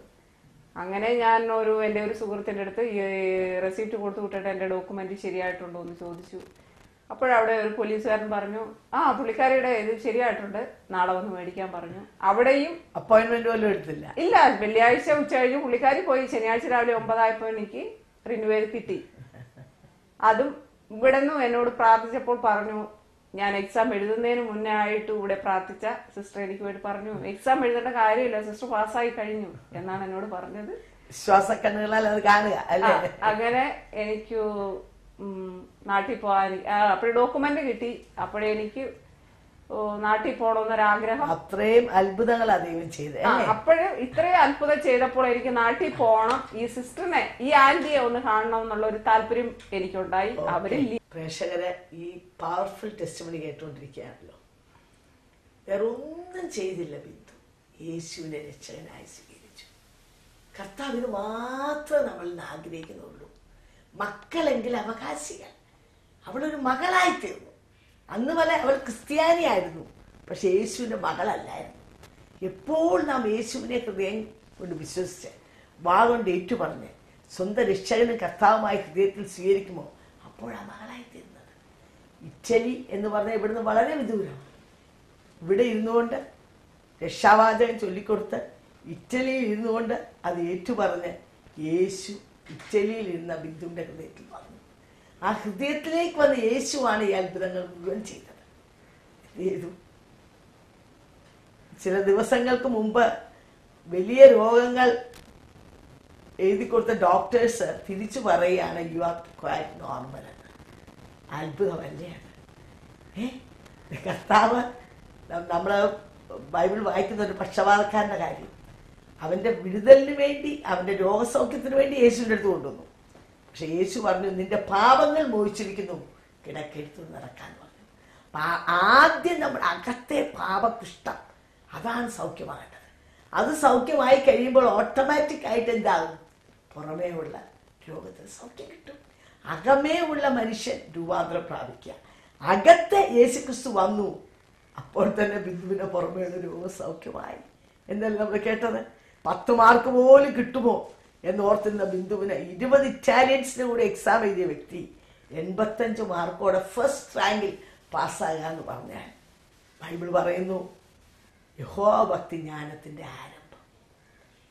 ദൈവത്തെ ഭയപ്പെട്ട് ദൈവത്തോടുള്ള ഭക്തി വരുമ്പോൾ അവിടെയാണ് ജ്ഞാനം കിട്ടുന്നത്.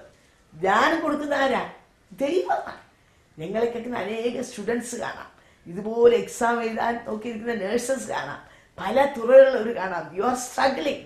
3ഉം 4ഉം വട്ടം പരീക്ഷയിൽ തോറ്റവരായിരിക്കാം, ഇനി എനിക്ക് ഹോപ്പില്ല എന്ന് ചിന്തിക്കുന്നവരായിരിക്കാം. Why can't you try this? എന്തുകൊണ്ട് യേശുവിനെ നിങ്ങളുടെ സ്വന്തം രക്ഷിതാവും കർത്താവായി സ്വീകരിച്ചുകൂടാ? നമ്മൾ 91 സങ്കീർത്തനം ഇങ്ങനെ വായിക്കുന്നുണ്ട്, അത്യുന്നതന്റെ മറവിൽ വസിക്കുകയും സർവശക്തന്റെ നിഴലിൽ കീഴിൽ പാർക്കുകയും ചെയ്യുന്നവൻ എന്ന് പറഞ്ഞിട്ടാണ് അനുഗ്രഹങ്ങൾ. നീ കഷ്ടകാലത്തിനെ വിളിച്ചപേക്ഷിക്കും, ഞാൻ നിനക്ക് ഉത്തരവായിരുന്നു. നിന്റെ വശത്ത് 1000 പേരും നിന്റെ വലത്ത് വശത്ത് 10,000 പേരും വീഴും, എങ്കിൽ അതൊന്നും നിന്നോട് അടുത്ത് വരികയില്ല. സിംഹത്തിന്മേലും അണലുമേലും നീ ചവിട്ടും, അതിനെല്ലാം നീ മെതിച്ചു കളയും. ഇതിന്മേലെല്ലാം വിക്ടറിയാണ്. ആ അധ്യായം മുഴുവൻ നമ്മൾ വായിക്കുന്നത്. ഈ വിക്ടറി ആർക്കുള്ളതാ?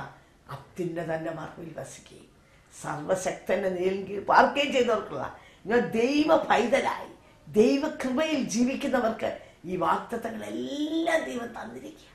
ഇതിന് നിങ്ങൾ മല കയറണ്ട, കല്ല് ചുമക്കണ്ട, തിരികെ എത്തിക്കണ്ട, ഒന്നും ചെയ്യണ്ട.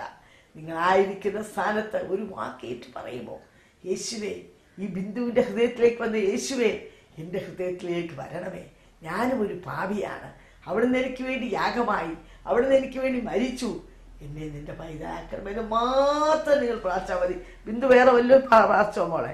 അത്രയല്ലേ ചെയ്തോളൂ. പിന്നെ അത് കഴിഞ്ഞ് നീ അവിടെ പിന്നെ കത്തോലിക്ക പള്ളിയിലൊക്കെ പോകുന്നുണ്ടായിരുന്നു? ഇല്ല, ഞാൻ ഇതെല്ലാം സ്വയം തീരുമാനിച്ചതാണ്. ആരും എന്നോട് പറഞ്ഞതല്ല. എല്ലാത്തിനും ഞാൻ സ്വയം തീരുമാനിച്ചു. അങ്ങനെ ഞാൻ നാട്ടിൽ പോകണം. അന്ന് വരെയും പാരമ്പര്യത്തെ പിടിച്ചു നിൽക്കുകയായിരുന്നു അല്ലേ? പാരമ്പര്യത്തെ പിടിച്ചു നിൽക്കുമായിരുന്നു.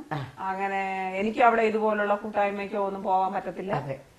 ഞാൻ എന്ന് ആന്റിയുടെ ഈ നമ്പർ കണ്ടോ അന്ന് മുതൽ എനിക്ക് സന്തോഷമാണ്. ഞാൻ വിചാരിക്കുന്ന കാര്യങ്ങൾ, എനിക്ക് നാട്ടിൽ പോകണം, അവിടെ യാതൊരു തടസ്സവും കൂടാതെ നാട്ടിൽ പോകാൻ അവരെനിക്ക് ലീവ് തന്നു. ആദ്യം എന്നോട് പറഞ്ഞത് നിനക്ക് 2 വർഷത്തേക്ക് ലീവ് ഇല്ല എന്ന് പറഞ്ഞ വ്യക്തികൾ ഞാൻ ചോദിച്ചപ്പോൾ അവർ മറുപടി ഒന്നും പറഞ്ഞില്ല. നാട്ടിൽ പോകാൻ ദൈവം എനിക്ക് 10 മാസം കഴിഞ്ഞു. 10 മാസമേ ആയിട്ടുള്ളൂ ഞാൻ വന്നിട്ട്. അപ്പോഴാന്റി എനിക്ക് വേണ്ടി പ്രാർത്ഥിക്കുകയും ഇത്രയെല്ലാം വലിയ അത്ഭുതം ചെയ്തു. അപ്പോഴേ ഞാൻ മനസ്സോട് തീരുമാനിച്ചു എനിക്ക് നാട്ടിൽ പോകണം, ആന്റിയെ കാണണം. അങ്ങനെ ഞാൻ സന്തോഷം എനിക്ക് അങ്ങനെ എനിക്കും ആന്റിയെ കാണണം. അപ്പോഴും ഞാനിങ്ങനെ ഫോൺ വിളിച്ചപ്പോ ആന്റി ലണ്ടനിലാണെന്ന് അറിഞ്ഞു. അങ്ങനെ ആന്റി വരുന്നുണ്ടെന്ന് അറിഞ്ഞു. അപ്പോൾ ആ ഡേറ്റ് അനുസരിച്ച് ഞാനും ടിക്കറ്റ് ഫിക്സ് ചെയ്തു, നാട്ടിൽ വന്നു. ഇത്രത്തോളം ദൈവം എന്നെ നടത്തി. നമുക്ക് കാണാനൊത്തു. പിന്നെ ആന്റി നേരത്തെ പാടിയതുപോലെയുള്ള പാട്ട് ഞാൻ ഇന്റർനെറ്റിലൂടെ ദിവസം 5-6 പ്രാവശ്യം കേൾക്കാറുണ്ട്. യേശു വാക്ക് മാറാത്തവൻ ഞാൻ എപ്പോഴും കേൾക്കുന്ന ഒരു പാട്ടാണ്. എനിക്ക് വളരെയധികം സന്തോഷമുണ്ട്. ഇത്രത്തോളം കഴിഞ്ഞ ആഴ്ച എന്താ നടന്നത്? കഴിഞ്ഞ ആഴ്ച ഞാനിവിടെ വന്നു. ആന്റിയെ കഴിഞ്ഞ ഞായറാഴ്ചയായിരുന്നു ഞാൻ ആദ്യമായി കാണുന്നത്. ഇങ്ങനെ ഞാൻ ഇവിടെ വന്നു, ആരാധന കഴിഞ്ഞു. ആരാധനയെ വെച്ചു ഞാൻ സാക്ഷി പറഞ്ഞു. അത് കഴിഞ്ഞ് ഞാൻ സ്നാനപ്പെടാൻ തീരുമാനിച്ചാണ്. ഞാൻ ഇറ്റലിയിൽ നിന്ന് പ്ലെയിൻ കയറുന്നതിന് മുമ്പേ ഞാൻ സ്നാനപ്പെടാൻ തീരുമാനിച്ചാണ് ഞാൻ നാട്ടിലേക്ക്. ആരും പറഞ്ഞില്ല, എന്നോട് ഒരു വ്യക്തി പോലും പറഞ്ഞില്ല. ഞാൻ നിൽക്കുന്ന സ്ഥലത്ത് മലയാളം പോലും അവർക്ക് അറിയത്തില്ല. സ്നാനപ്പെടുക എന്ന് വെച്ചാൽ അവർക്ക് അറിയത്തില്ല. ഒന്നും അറിയാത്തൊരു വ്യക്തി. ഞാൻ സ്വയം തീരുമാനിച്ചു. ബൈബിൾ വായിച്ചപ്പോൾ അതിൽ മനസ്സിലായി. ഞാൻ ബൈബിള് ഇതിന് ശേഷം ഞാൻ സ്ഥിരം വായിക്കുമായിരുന്നു. ഞാൻ വെറുതെ 5 മിനിറ്റ് കിട്ടിയാലും ഞാൻ ബൈബിൾ വായിക്കും. ഞാൻ സ്വയം അവിടെ നിന്ന് പ്രാർത്ഥിക്കും. ഞാൻ എന്ന് കർത്താവിനെ രക്ഷിതാവായി സ്വീകരിച്ചുവോ അതിനുശേഷം ഞാൻ പ്രാർത്ഥിക്കുന്നതിനെല്ലാം എനിക്ക് മറുപടി. ഞാൻ പോകുന്ന സ്ഥലത്തെല്ലാം എനിക്ക് വിജയം. എന്റെ ഡോക്യുമെന്റ് ശരിയായി, എക്സാം പാസ്സായി, നാട്ടിൽ പോകാൻ അവർ എനിക്ക് ലീവ് തന്നു. ആദ്യം എനിക്ക് 2 ആഴ്ച അവധിയാണ് പറഞ്ഞത്, എങ്കിൽ എനിക്ക് 48 ദിവസത്തെ അവധിയാണ്. അത്ഭുതമാണ്. ഏറ്റവും കൂടുതൽ സന്തോഷം ആന്റിയെ കാണാനും ഇങ്ങനെ ഒരു പ്രോഗ്രാമിൽ പങ്കെടുക്കാനും ഒക്കെ ദൈവം അനുവദിച്ചു. സംഭവിച്ചാ മോളെ ഈ പ്രോഗ്രാം ഇന്നിവിടെ ഷൂട്ടിംഗ് നടക്കാനും ബിന്ദു കഴിഞ്ഞ ആഴ്ച ഇവിടെ വരാനും. അപ്പോൾ ഈ പ്രോഗ്രാം 6 വർഷം കഴിഞ്ഞ്, നമ്മളിപ്പോൾ 6.5 വർഷത്തോളമായി. ഓരോ പ്രാവശ്യവും ഷൂട്ട് ചെയ്യുമ്പം ഞാൻ പ്രാർത്ഥിക്കും, കർത്താവെ തക്കാളെ വിടണം. എനിക്ക് പോലും അറിയത്തില്ല ദൈവം ആ സമയമാകുമ്പോൾ ദൈവർക്ക് ഇതപ്രകാരമുള്ള ആളുകൾ ഇവിടെ കൊണ്ടുവരും. മോളിന്ന് ഈ സീറ്റിൽ ഇരിക്കുന്ന ദൈവം നിന്നെ ഇവിടെ കൊണ്ടിരിക്കുക. എനിക്ക് വേണ്ടി അനേകം ഫാസ്റ്റേഴ്സ് സിസ്റ്റേഴ്സ് ഒക്കെ പ്രാർത്ഥിച്ചെങ്കിലും ഞാൻ എല്ലാം എനിക്ക് എതിരായിരുന്നു ആന്റി. എനിക്ക് അതൊന്നും ഇഷ്ടമുള്ള കാര്യത്തിലല്ലായിരുന്നു. എനിക്കിങ്ങനെ അസുഖം വന്നത് ദൈവത്തോട് കൂടുതൽ അടുക്കാനായിട്ടാണ്. പ്രതികൂലം തന്നത് അനുകൂലത്തിനായിട്ടത്രേ എന്ന് ഞാൻ കണ്ടു. അന്നും ഞാൻ ആ ഫോൺ നമ്പറിൽ വിളിച്ചു. പുള്ളി ഇങ്ങനെ പറഞ്ഞതിന് ശേഷം ഒക്കെ എന്റെ അസുഖം ഒക്കെ പെട്ടെന്ന് മാറി. യേശു അത് ചെയ്തു അല്ലേ? ഒരു മനുഷ്യർക്ക് ചെയ്യാൻ പറ്റത്തില്ല. ഞങ്ങളൊക്കെ ഇത്രയും ദൂരെയാ, പക്ഷെ പ്രാർത്ഥിക്കാനല്ലാതെ നമുക്കൊന്നും കഴിയത്തില്ല. എന്നാൽ നിന്നും ബിന്ദുവിന്റെ ഏറ്റവും സമീപസ്ഥനായിട്ട്, കഷ്ടങ്ങളേറ്റവും അടുത്ത തുണയായിട്ട് ഒരുവനുണ്ട്.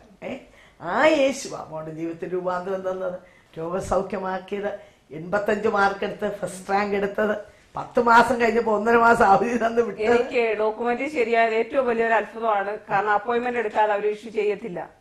അത് കിട്ടി, നാട്ടിൽ പോവാൻ അനുവദിച്ചു. ഇത്രയെല്ലാം ദൈവം എന്നെ നടത്തി. അതും ആന്റിയെ കാണുന്നത് പോലും നേരിട്ട് കാണുന്നത് കഴിഞ്ഞ ആഴ്ചയായിരുന്നു. അങ്ങനെ കഴിഞ്ഞ ആഴ്ച ഞാൻ ഇവിടെ വന്നു. എനിക്ക് വളരെ സന്തോഷമായിരുന്നു. ഞാൻ ആദ്യമായിട്ടാണ് ഒരു ഓർത്തഡോക്സുകാരി ഒരു സഭയിൽ ഇങ്ങനെ ആദ്യമായിട്ടാണ് ഒരു സാക്ഷി പറയുന്നത്. ഒക്കെ പറഞ്ഞു വളരെ സന്തോഷമായിരുന്നു. അത് കഴിഞ്ഞ് സ്നാനപ്പെട്ടു, യേശുവിനോട് ചേർന്നു അല്ലേ? ഒക്കെ ആയി വീട്ടിൽ പോയി. സ്നാനം എന്തിനാ മോളെ? വേറെ ഒന്നിനുമല്ല, യേശുവിനോട് ചേരുവാൻ, യേശുവിനെ ധരിക്കുവാൻ. യേശുവിനോട് കൂടെ ക്രൂശിക്കപ്പെട്ട വ്യക്തിയെ കുഴിച്ചിരുന്ന ശിശുര സ്നാനം അല്ലേ? റോമാലേഖന 6 നമ്മൾ വായിക്കുന്നുണ്ട്. പാപസംബന്ധമായി മരിച്ചവരായി നാം ഇനി അതിൽ ജീവിക്കുന്നത് എങ്ങനെ? അല്ല, യേശുവിനോട് ചേരുവാൻ സ്നാനമേറ്റവരായ നാം അവന്റെ മരണത്തിൽ പങ്കാളികളാകുവാൻ അവനോടുകൂടെ സ്നാനത്താൽ കുഴിച്ചിടപ്പെടുന്നു. അപ്പൊ പാപസംബന്ധമായി മരിക്കുന്ന മാനസാന്തരം. അപ്പൊ മാനസാന്തരപ്പെട്ട ഏത് വ്യക്തിക്കും ആവശ്യം എന്താ? കുഴിച്ചിടണ്ടേ? മരിച്ചാൽ കുഴിച്ചിടണ്ടേ?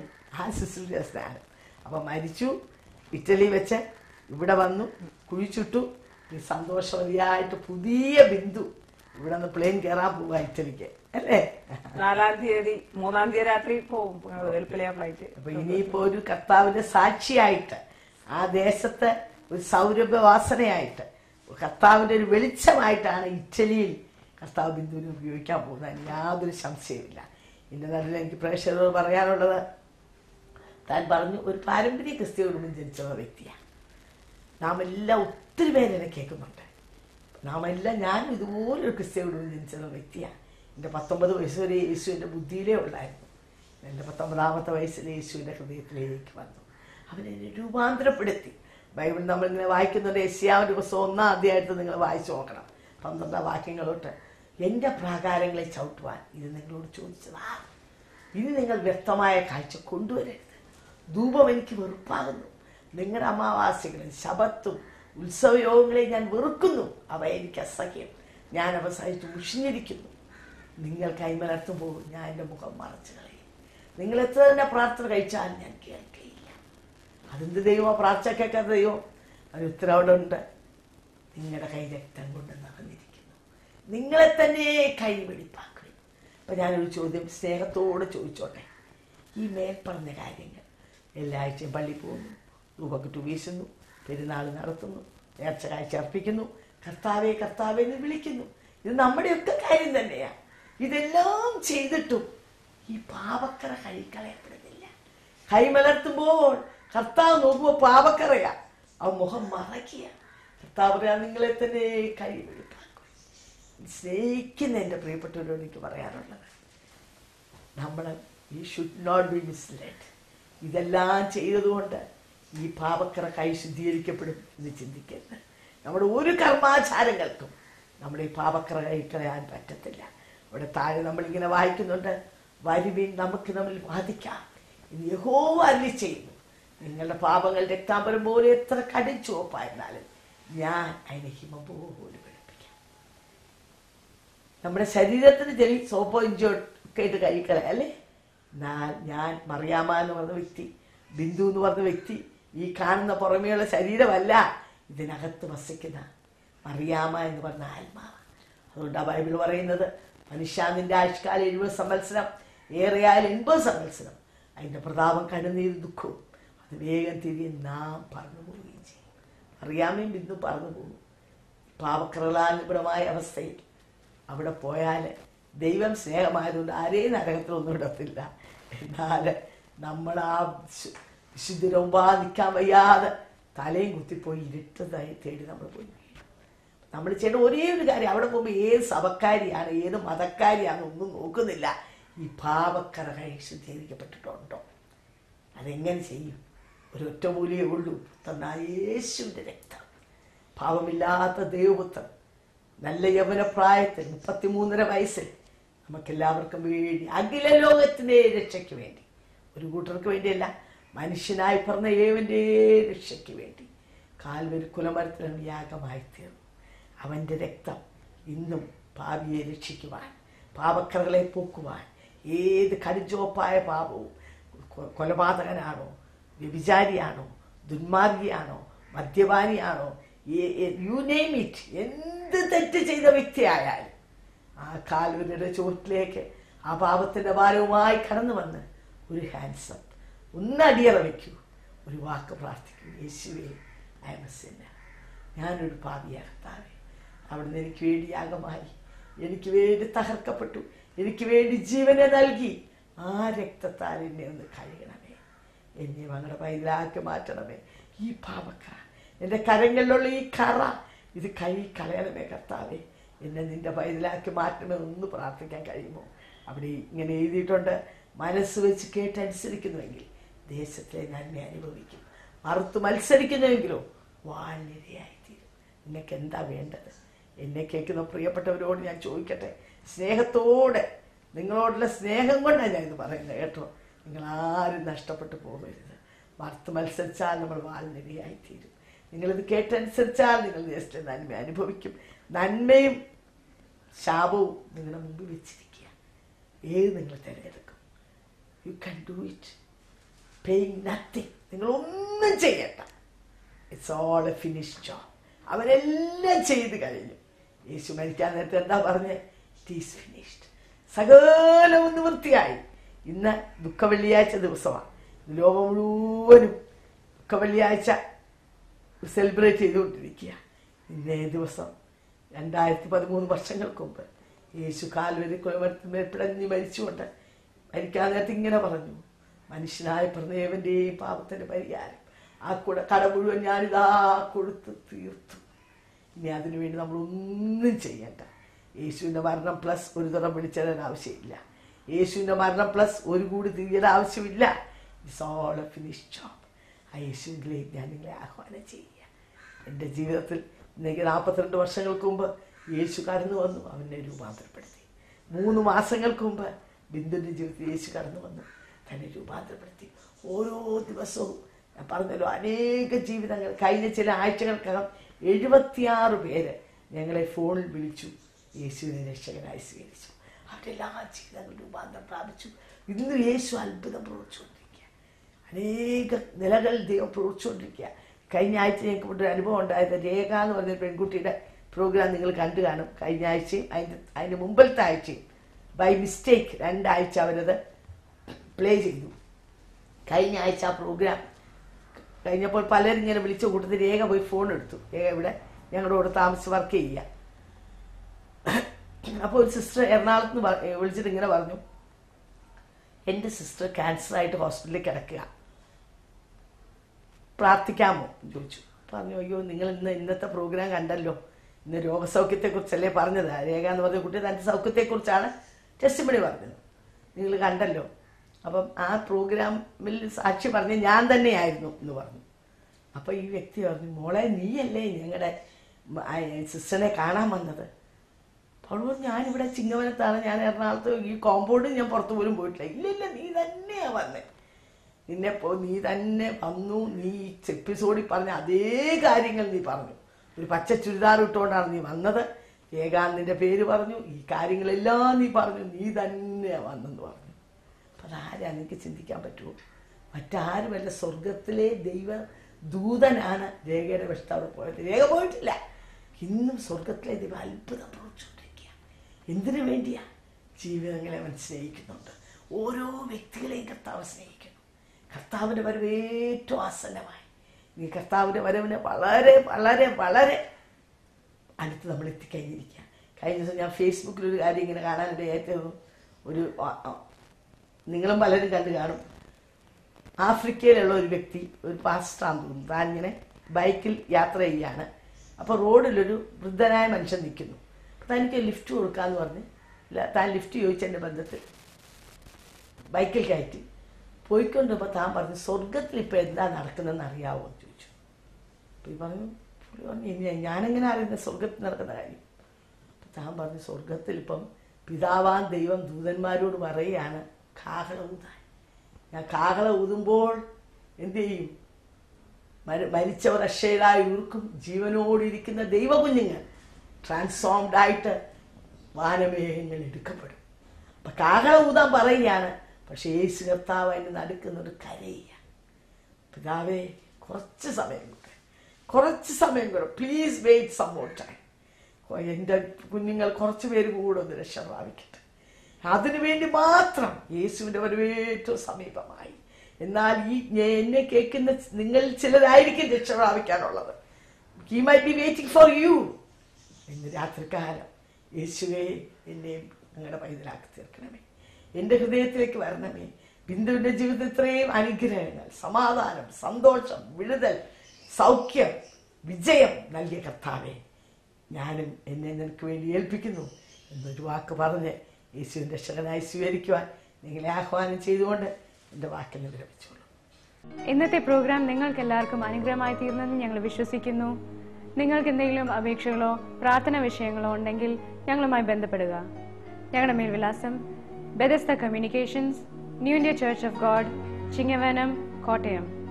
Phone number 0481-243-0329, 653-3329. Mobile number 9447578202. Email mariamathambi@yahoo.com. അടുത്ത ആഴ്ച വീണ്ടും കാണാം ഇതേ സമയം. ദൈവം നിങ്ങളെ അനുഗ്രഹിക്കട്ടെ.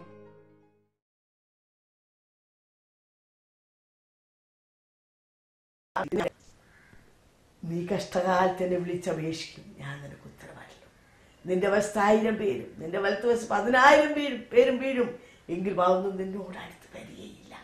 സിംഹത്തിന്മേലും അണലുമേലും നീ ചവിട്ടും, അതിനെല്ലാം നീ മെതിച്ചു കളയും.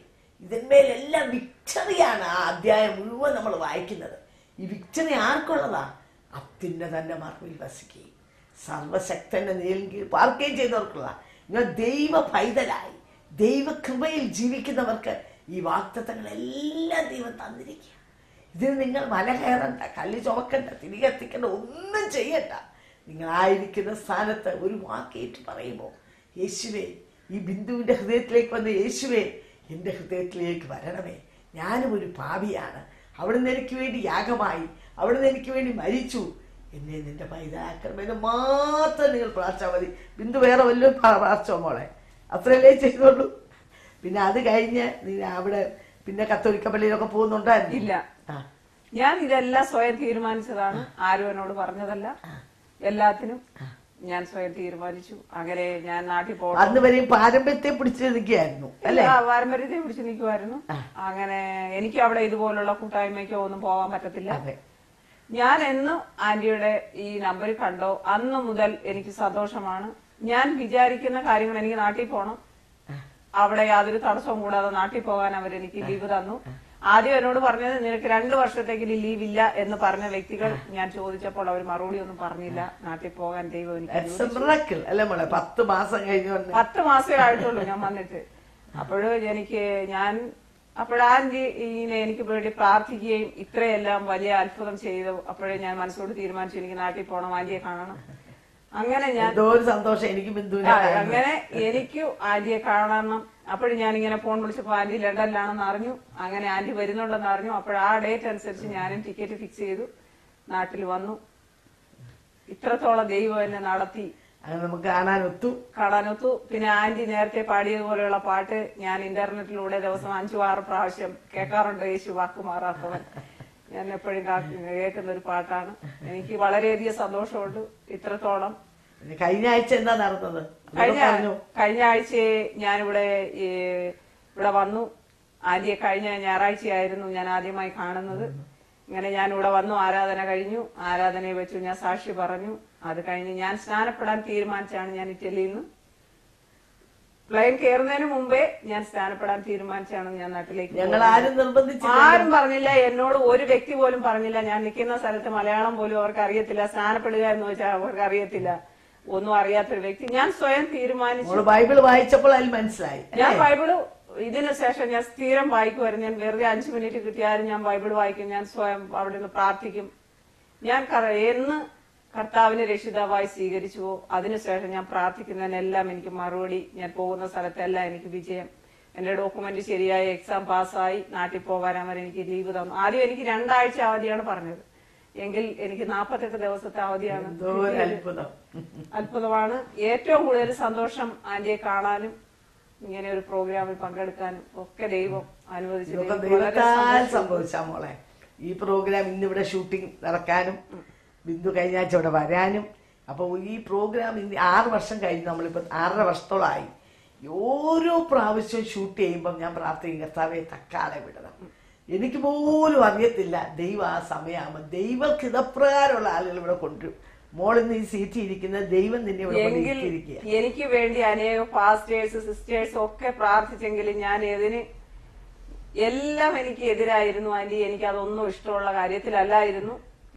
എനിക്കിങ്ങനെ അസുഖം വന്നത് ദൈവത്തോട് കൂടുതൽ അടുക്കാനായിട്ടാണ്. പ്രതികൂലം തന്നത് അനുകൂലത്തിനായിട്ടത്രേ എന്ന് ഞാൻ കണ്ടു. അന്ന് ഞാൻ ആ ഫോൺ നമ്പറിൽ വിളിച്ചു.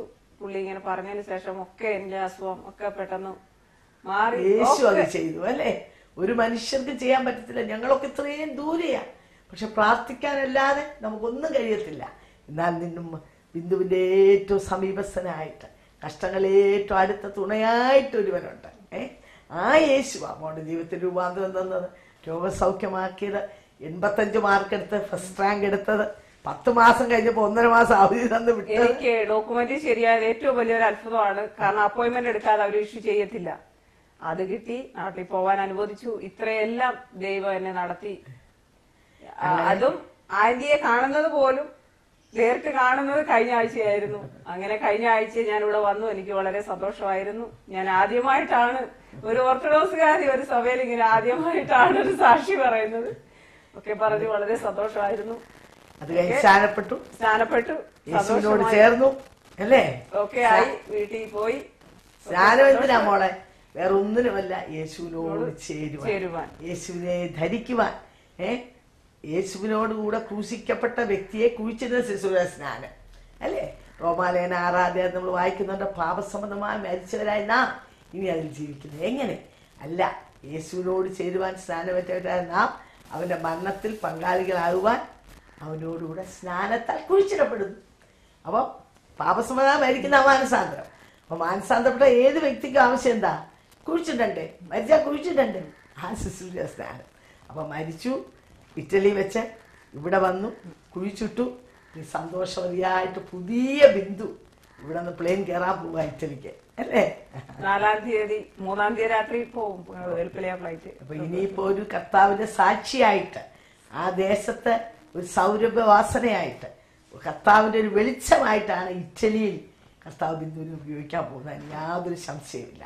ഇതിന്റെ നടുവിൽ എനിക്ക് പ്രേക്ഷകരോട് പറയാനുള്ളത്, താൻ പറഞ്ഞു ഒരു പാരമ്പര്യ ക്രിസ്തീയ കുടുംബം ജനിച്ച വ്യക്തിയാണ്.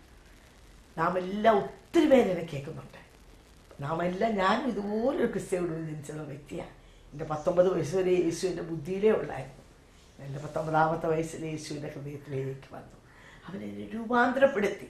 ബൈബിൾ നമ്മളിങ്ങനെ വായിക്കുന്നുണ്ട്. യെശയ്യാവിന്റെ പുസ്തകം 1-ാം അധ്യായത്തിൽ നിങ്ങൾ വായിച്ചു നോക്കണം. 12 വാക്യങ്ങളോട്ട്, എൻ്റെ പ്രാകാരങ്ങളെ ചവിട്ടുവാൻ ഇത് നിങ്ങളോട് ചോദിച്ചതാ. ഇനി നിങ്ങൾ വ്യക്തമായ കാഴ്ച കൊണ്ടുവരരുത്. ധൂപം എനിക്ക് വെറുപ്പാകുന്നു. നിങ്ങളുടെ അമാവാസ്യകളും ശബത്തും ഉത്സവയോഗങ്ങളെ ഞാൻ വെറുക്കുന്നു. അവ എനിക്ക് അസഹ്യം. ഞാൻ അവ സഹിച്ച് മുഷിഞ്ഞിരിക്കുന്നു. നിങ്ങൾ കൈമലർത്തുമ്പോൾ ഞാൻ എൻ്റെ മുഖം മറച്ചു കളയും. നിങ്ങൾ എത്ര തന്നെ പ്രാർത്ഥന കഴിച്ചാലും ഞാൻ കേൾക്കുകയില്ല. അതെന്ത് ദൈവമോ? പ്രാർത്ഥന കേൾക്കാത്ത ദൈവം? അത് ഉത്തരം അവിടെ ഉണ്ട്. നിങ്ങളുടെ കൈ രക്തം കൊണ്ട് നിറഞ്ഞിരിക്കുന്നു. നിങ്ങളെ തന്നെ കൈ വെടിപ്പാക്കുക. അപ്പൊ ഞാനൊരു ചോദ്യം സ്നേഹത്തോടെ ചോദിച്ചോട്ടെ. ഈ മേൽപ്പറഞ്ഞ കാര്യങ്ങൾ എല്ലാ ആഴ്ചയും പള്ളി പോകുന്നു, ധൂപക്കുറ്റി വീശുന്നു, പെരുന്നാൾ നടത്തുന്നു, നേർച്ച കാഴ്ച അർപ്പിക്കുന്നു, കർത്താവെ കർത്താവെ എന്ന് വിളിക്കുന്നു. ഇത് നമ്മുടെയൊക്കെ കാര്യം തന്നെയാണ്. ഇതെല്ലാം ചെയ്തിട്ടും ഈ പാപക്കറ കഴിക്കളയപ്പെടുന്നില്ല. കൈമലർത്തുമ്പോൾ കർത്താവ് നോക്കുമ്പോൾ പാപക്കറയാ, അവൻ മുഖം മറയ്ക്കുക. കർത്താവ് പറയാ, നിങ്ങളെ തന്നെ കൈ വെളുപ്പാക്കും. സ്നേഹിക്കുന്ന എൻ്റെ പ്രിയപ്പെട്ടവരോട് എനിക്ക് പറയാനുള്ളത്, നമ്മൾ ഈ ഷുഡ് നോട്ട് ബി മിസ്ലെഡ്. ഇതെല്ലാം ചെയ്തതുകൊണ്ട് ഈ പാപക്കറ കൈ ശുദ്ധീകരിക്കപ്പെടും എന്ന് ചിന്തിക്കരുത്. നമ്മുടെ ഒരു കർമാചാരങ്ങൾക്കും നമ്മുടെ ഈ പാപക്കറ കൈ കളയാൻ പറ്റത്തില്ല. ഇവിടെ താഴെ നമ്മളിങ്ങനെ വായിക്കുന്നുണ്ട്, വരുവിൻ നമുക്ക് തമ്മിൽ വാദിക്കാം ഇന്ന് യഹോവ അരുളി ചെയ്യുന്നു, നിങ്ങളുടെ പാപങ്ങൾ രക്താംബരം പോലെ എത്ര കടും ചുവപ്പായിരുന്നാലും ഞാൻ അതിനെ ഹിമം പോലെ വെളുപ്പിക്കാം. നമ്മുടെ ശരീരത്തിന് ചെറിയ സോപ്പോ ഇഞ്ചോ ഒക്കെ ഇട്ട് കഴിക്കളയാം അല്ലേ? ഞാൻ മറിയാമ എന്ന് പറഞ്ഞ വ്യക്തി, ബിന്ദു എന്ന് പറഞ്ഞ വ്യക്തി ഈ കാണുന്ന പുറമേയുള്ള ശരീരമല്ല, ഇതിനകത്ത് വസിക്കുന്ന മറിയാമ എന്ന് പറഞ്ഞ ആത്മാവ്.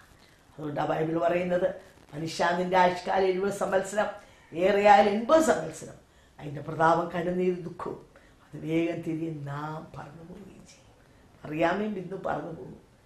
പാവക്രലാനുപരമായ അവസ്ഥയിൽ അവിടെ പോയാൽ ദൈവം സ്നേഹമായതുകൊണ്ട് ആരെയും നരകത്തിലൊന്നും ഇടത്തില്ല. എന്നാൽ നമ്മൾ ആ വിശുദ്ധരൊമ്പാ നിൽക്കാൻ വയ്യാതെ തലയും കുത്തിപ്പോയി ഇരുട്ടതായി തേടി നമ്മൾ പോയി. നമ്മൾ ചെയ്യേണ്ട ഒരേ ഒരു കാര്യം, അവിടെ പോകുമ്പോൾ ഏത് സഭക്കാരിയാണ് ഏത് മതക്കാരിയാണ് ഒന്നും നോക്കുന്നില്ല, ഈ പാപക്കറ കൈ ശുദ്ധീകരിക്കപ്പെട്ടിട്ടുണ്ടോ. അതെങ്ങനെ ചെയ്യും? ഒരൊറ്റ മൂലിയേ ഉള്ളൂ, തന്ന യേശുവിൻ്റെ രക്തം. പാവമില്ലാത്ത ദൈവപുത്രൻ നല്ല യൗവനപ്രായത്തിൽ 33.5 വയസ്സിൽ നമുക്കെല്ലാവർക്കും വേണ്ടി അഖില ലോകത്തിൻ്റെ രക്ഷയ്ക്ക് വേണ്ടി, ഒരു കൂട്ടർക്ക് വേണ്ടിയല്ല, മനുഷ്യനായി പറഞ്ഞ ഏവൻ്റെ രക്ഷയ്ക്ക് വേണ്ടി കാൽവരി കുലമരത്തിലും യാഗമായി തീർന്നു.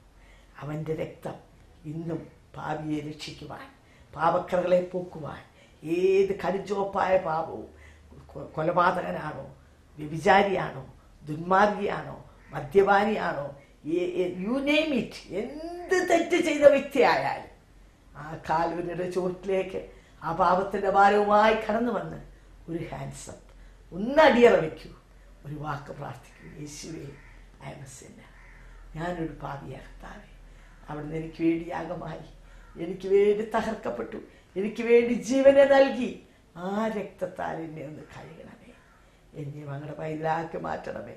ഈ പാപക്കറ, എൻ്റെ കരങ്ങളിലുള്ള ഈ കറ ഇത് കളയണമേ കർത്താവേ, എന്നെ നിൻ്റെ പൈതലാക്കി മാറ്റണമേ ഒന്ന് പ്രാർത്ഥിക്കാൻ കഴിയുമോ? അവിടെ ഇങ്ങനെ എഴുതിയിട്ടുണ്ട്, മനസ്സ് വെച്ച് കേട്ടനുസരിക്കുന്നുവെങ്കിൽ ദേശത്തിലെ നന്മ അനുഭവിക്കും, മറുത്ത് മത്സരിക്കുന്നുവെങ്കിലോ വാൾനിരയായിത്തീരും. നിങ്ങൾക്ക് എന്താ വേണ്ടത്?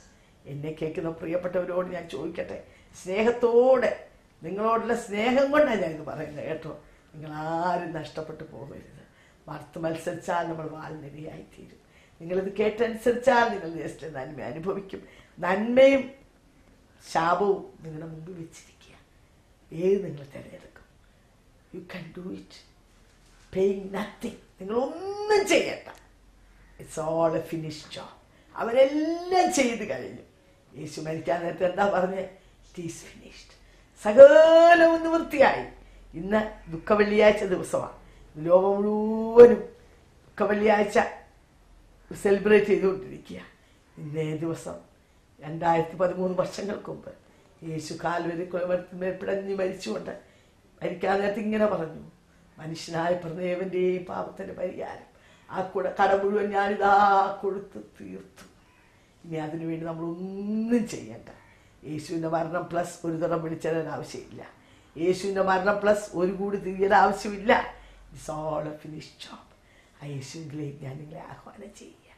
എൻ്റെ ജീവിതത്തിൽ ഇന്നേക്ക് 42 വർഷങ്ങൾക്ക് മുമ്പ് യേശു കടന്നു വന്നു, അവനെ രൂപാന്തരപ്പെടുത്തി. 3 മാസങ്ങൾക്ക് മുമ്പ് ബിന്ദുവിൻ്റെ ജീവിതത്തിൽ യേശു കടന്നു വന്നു, തന്നെ രൂപാന്തരപ്പെടുത്തി. ഓരോ ദിവസവും ഞാൻ പറഞ്ഞല്ലോ, അനേക ജീവിതങ്ങൾ. കഴിഞ്ഞ ചില ആഴ്ചകൾക്കകം 76 പേര് ഞങ്ങളെ ഫോണിൽ വിളിച്ചു, യേശുവിനെ രക്ഷകനായി സ്വീകരിച്ചു.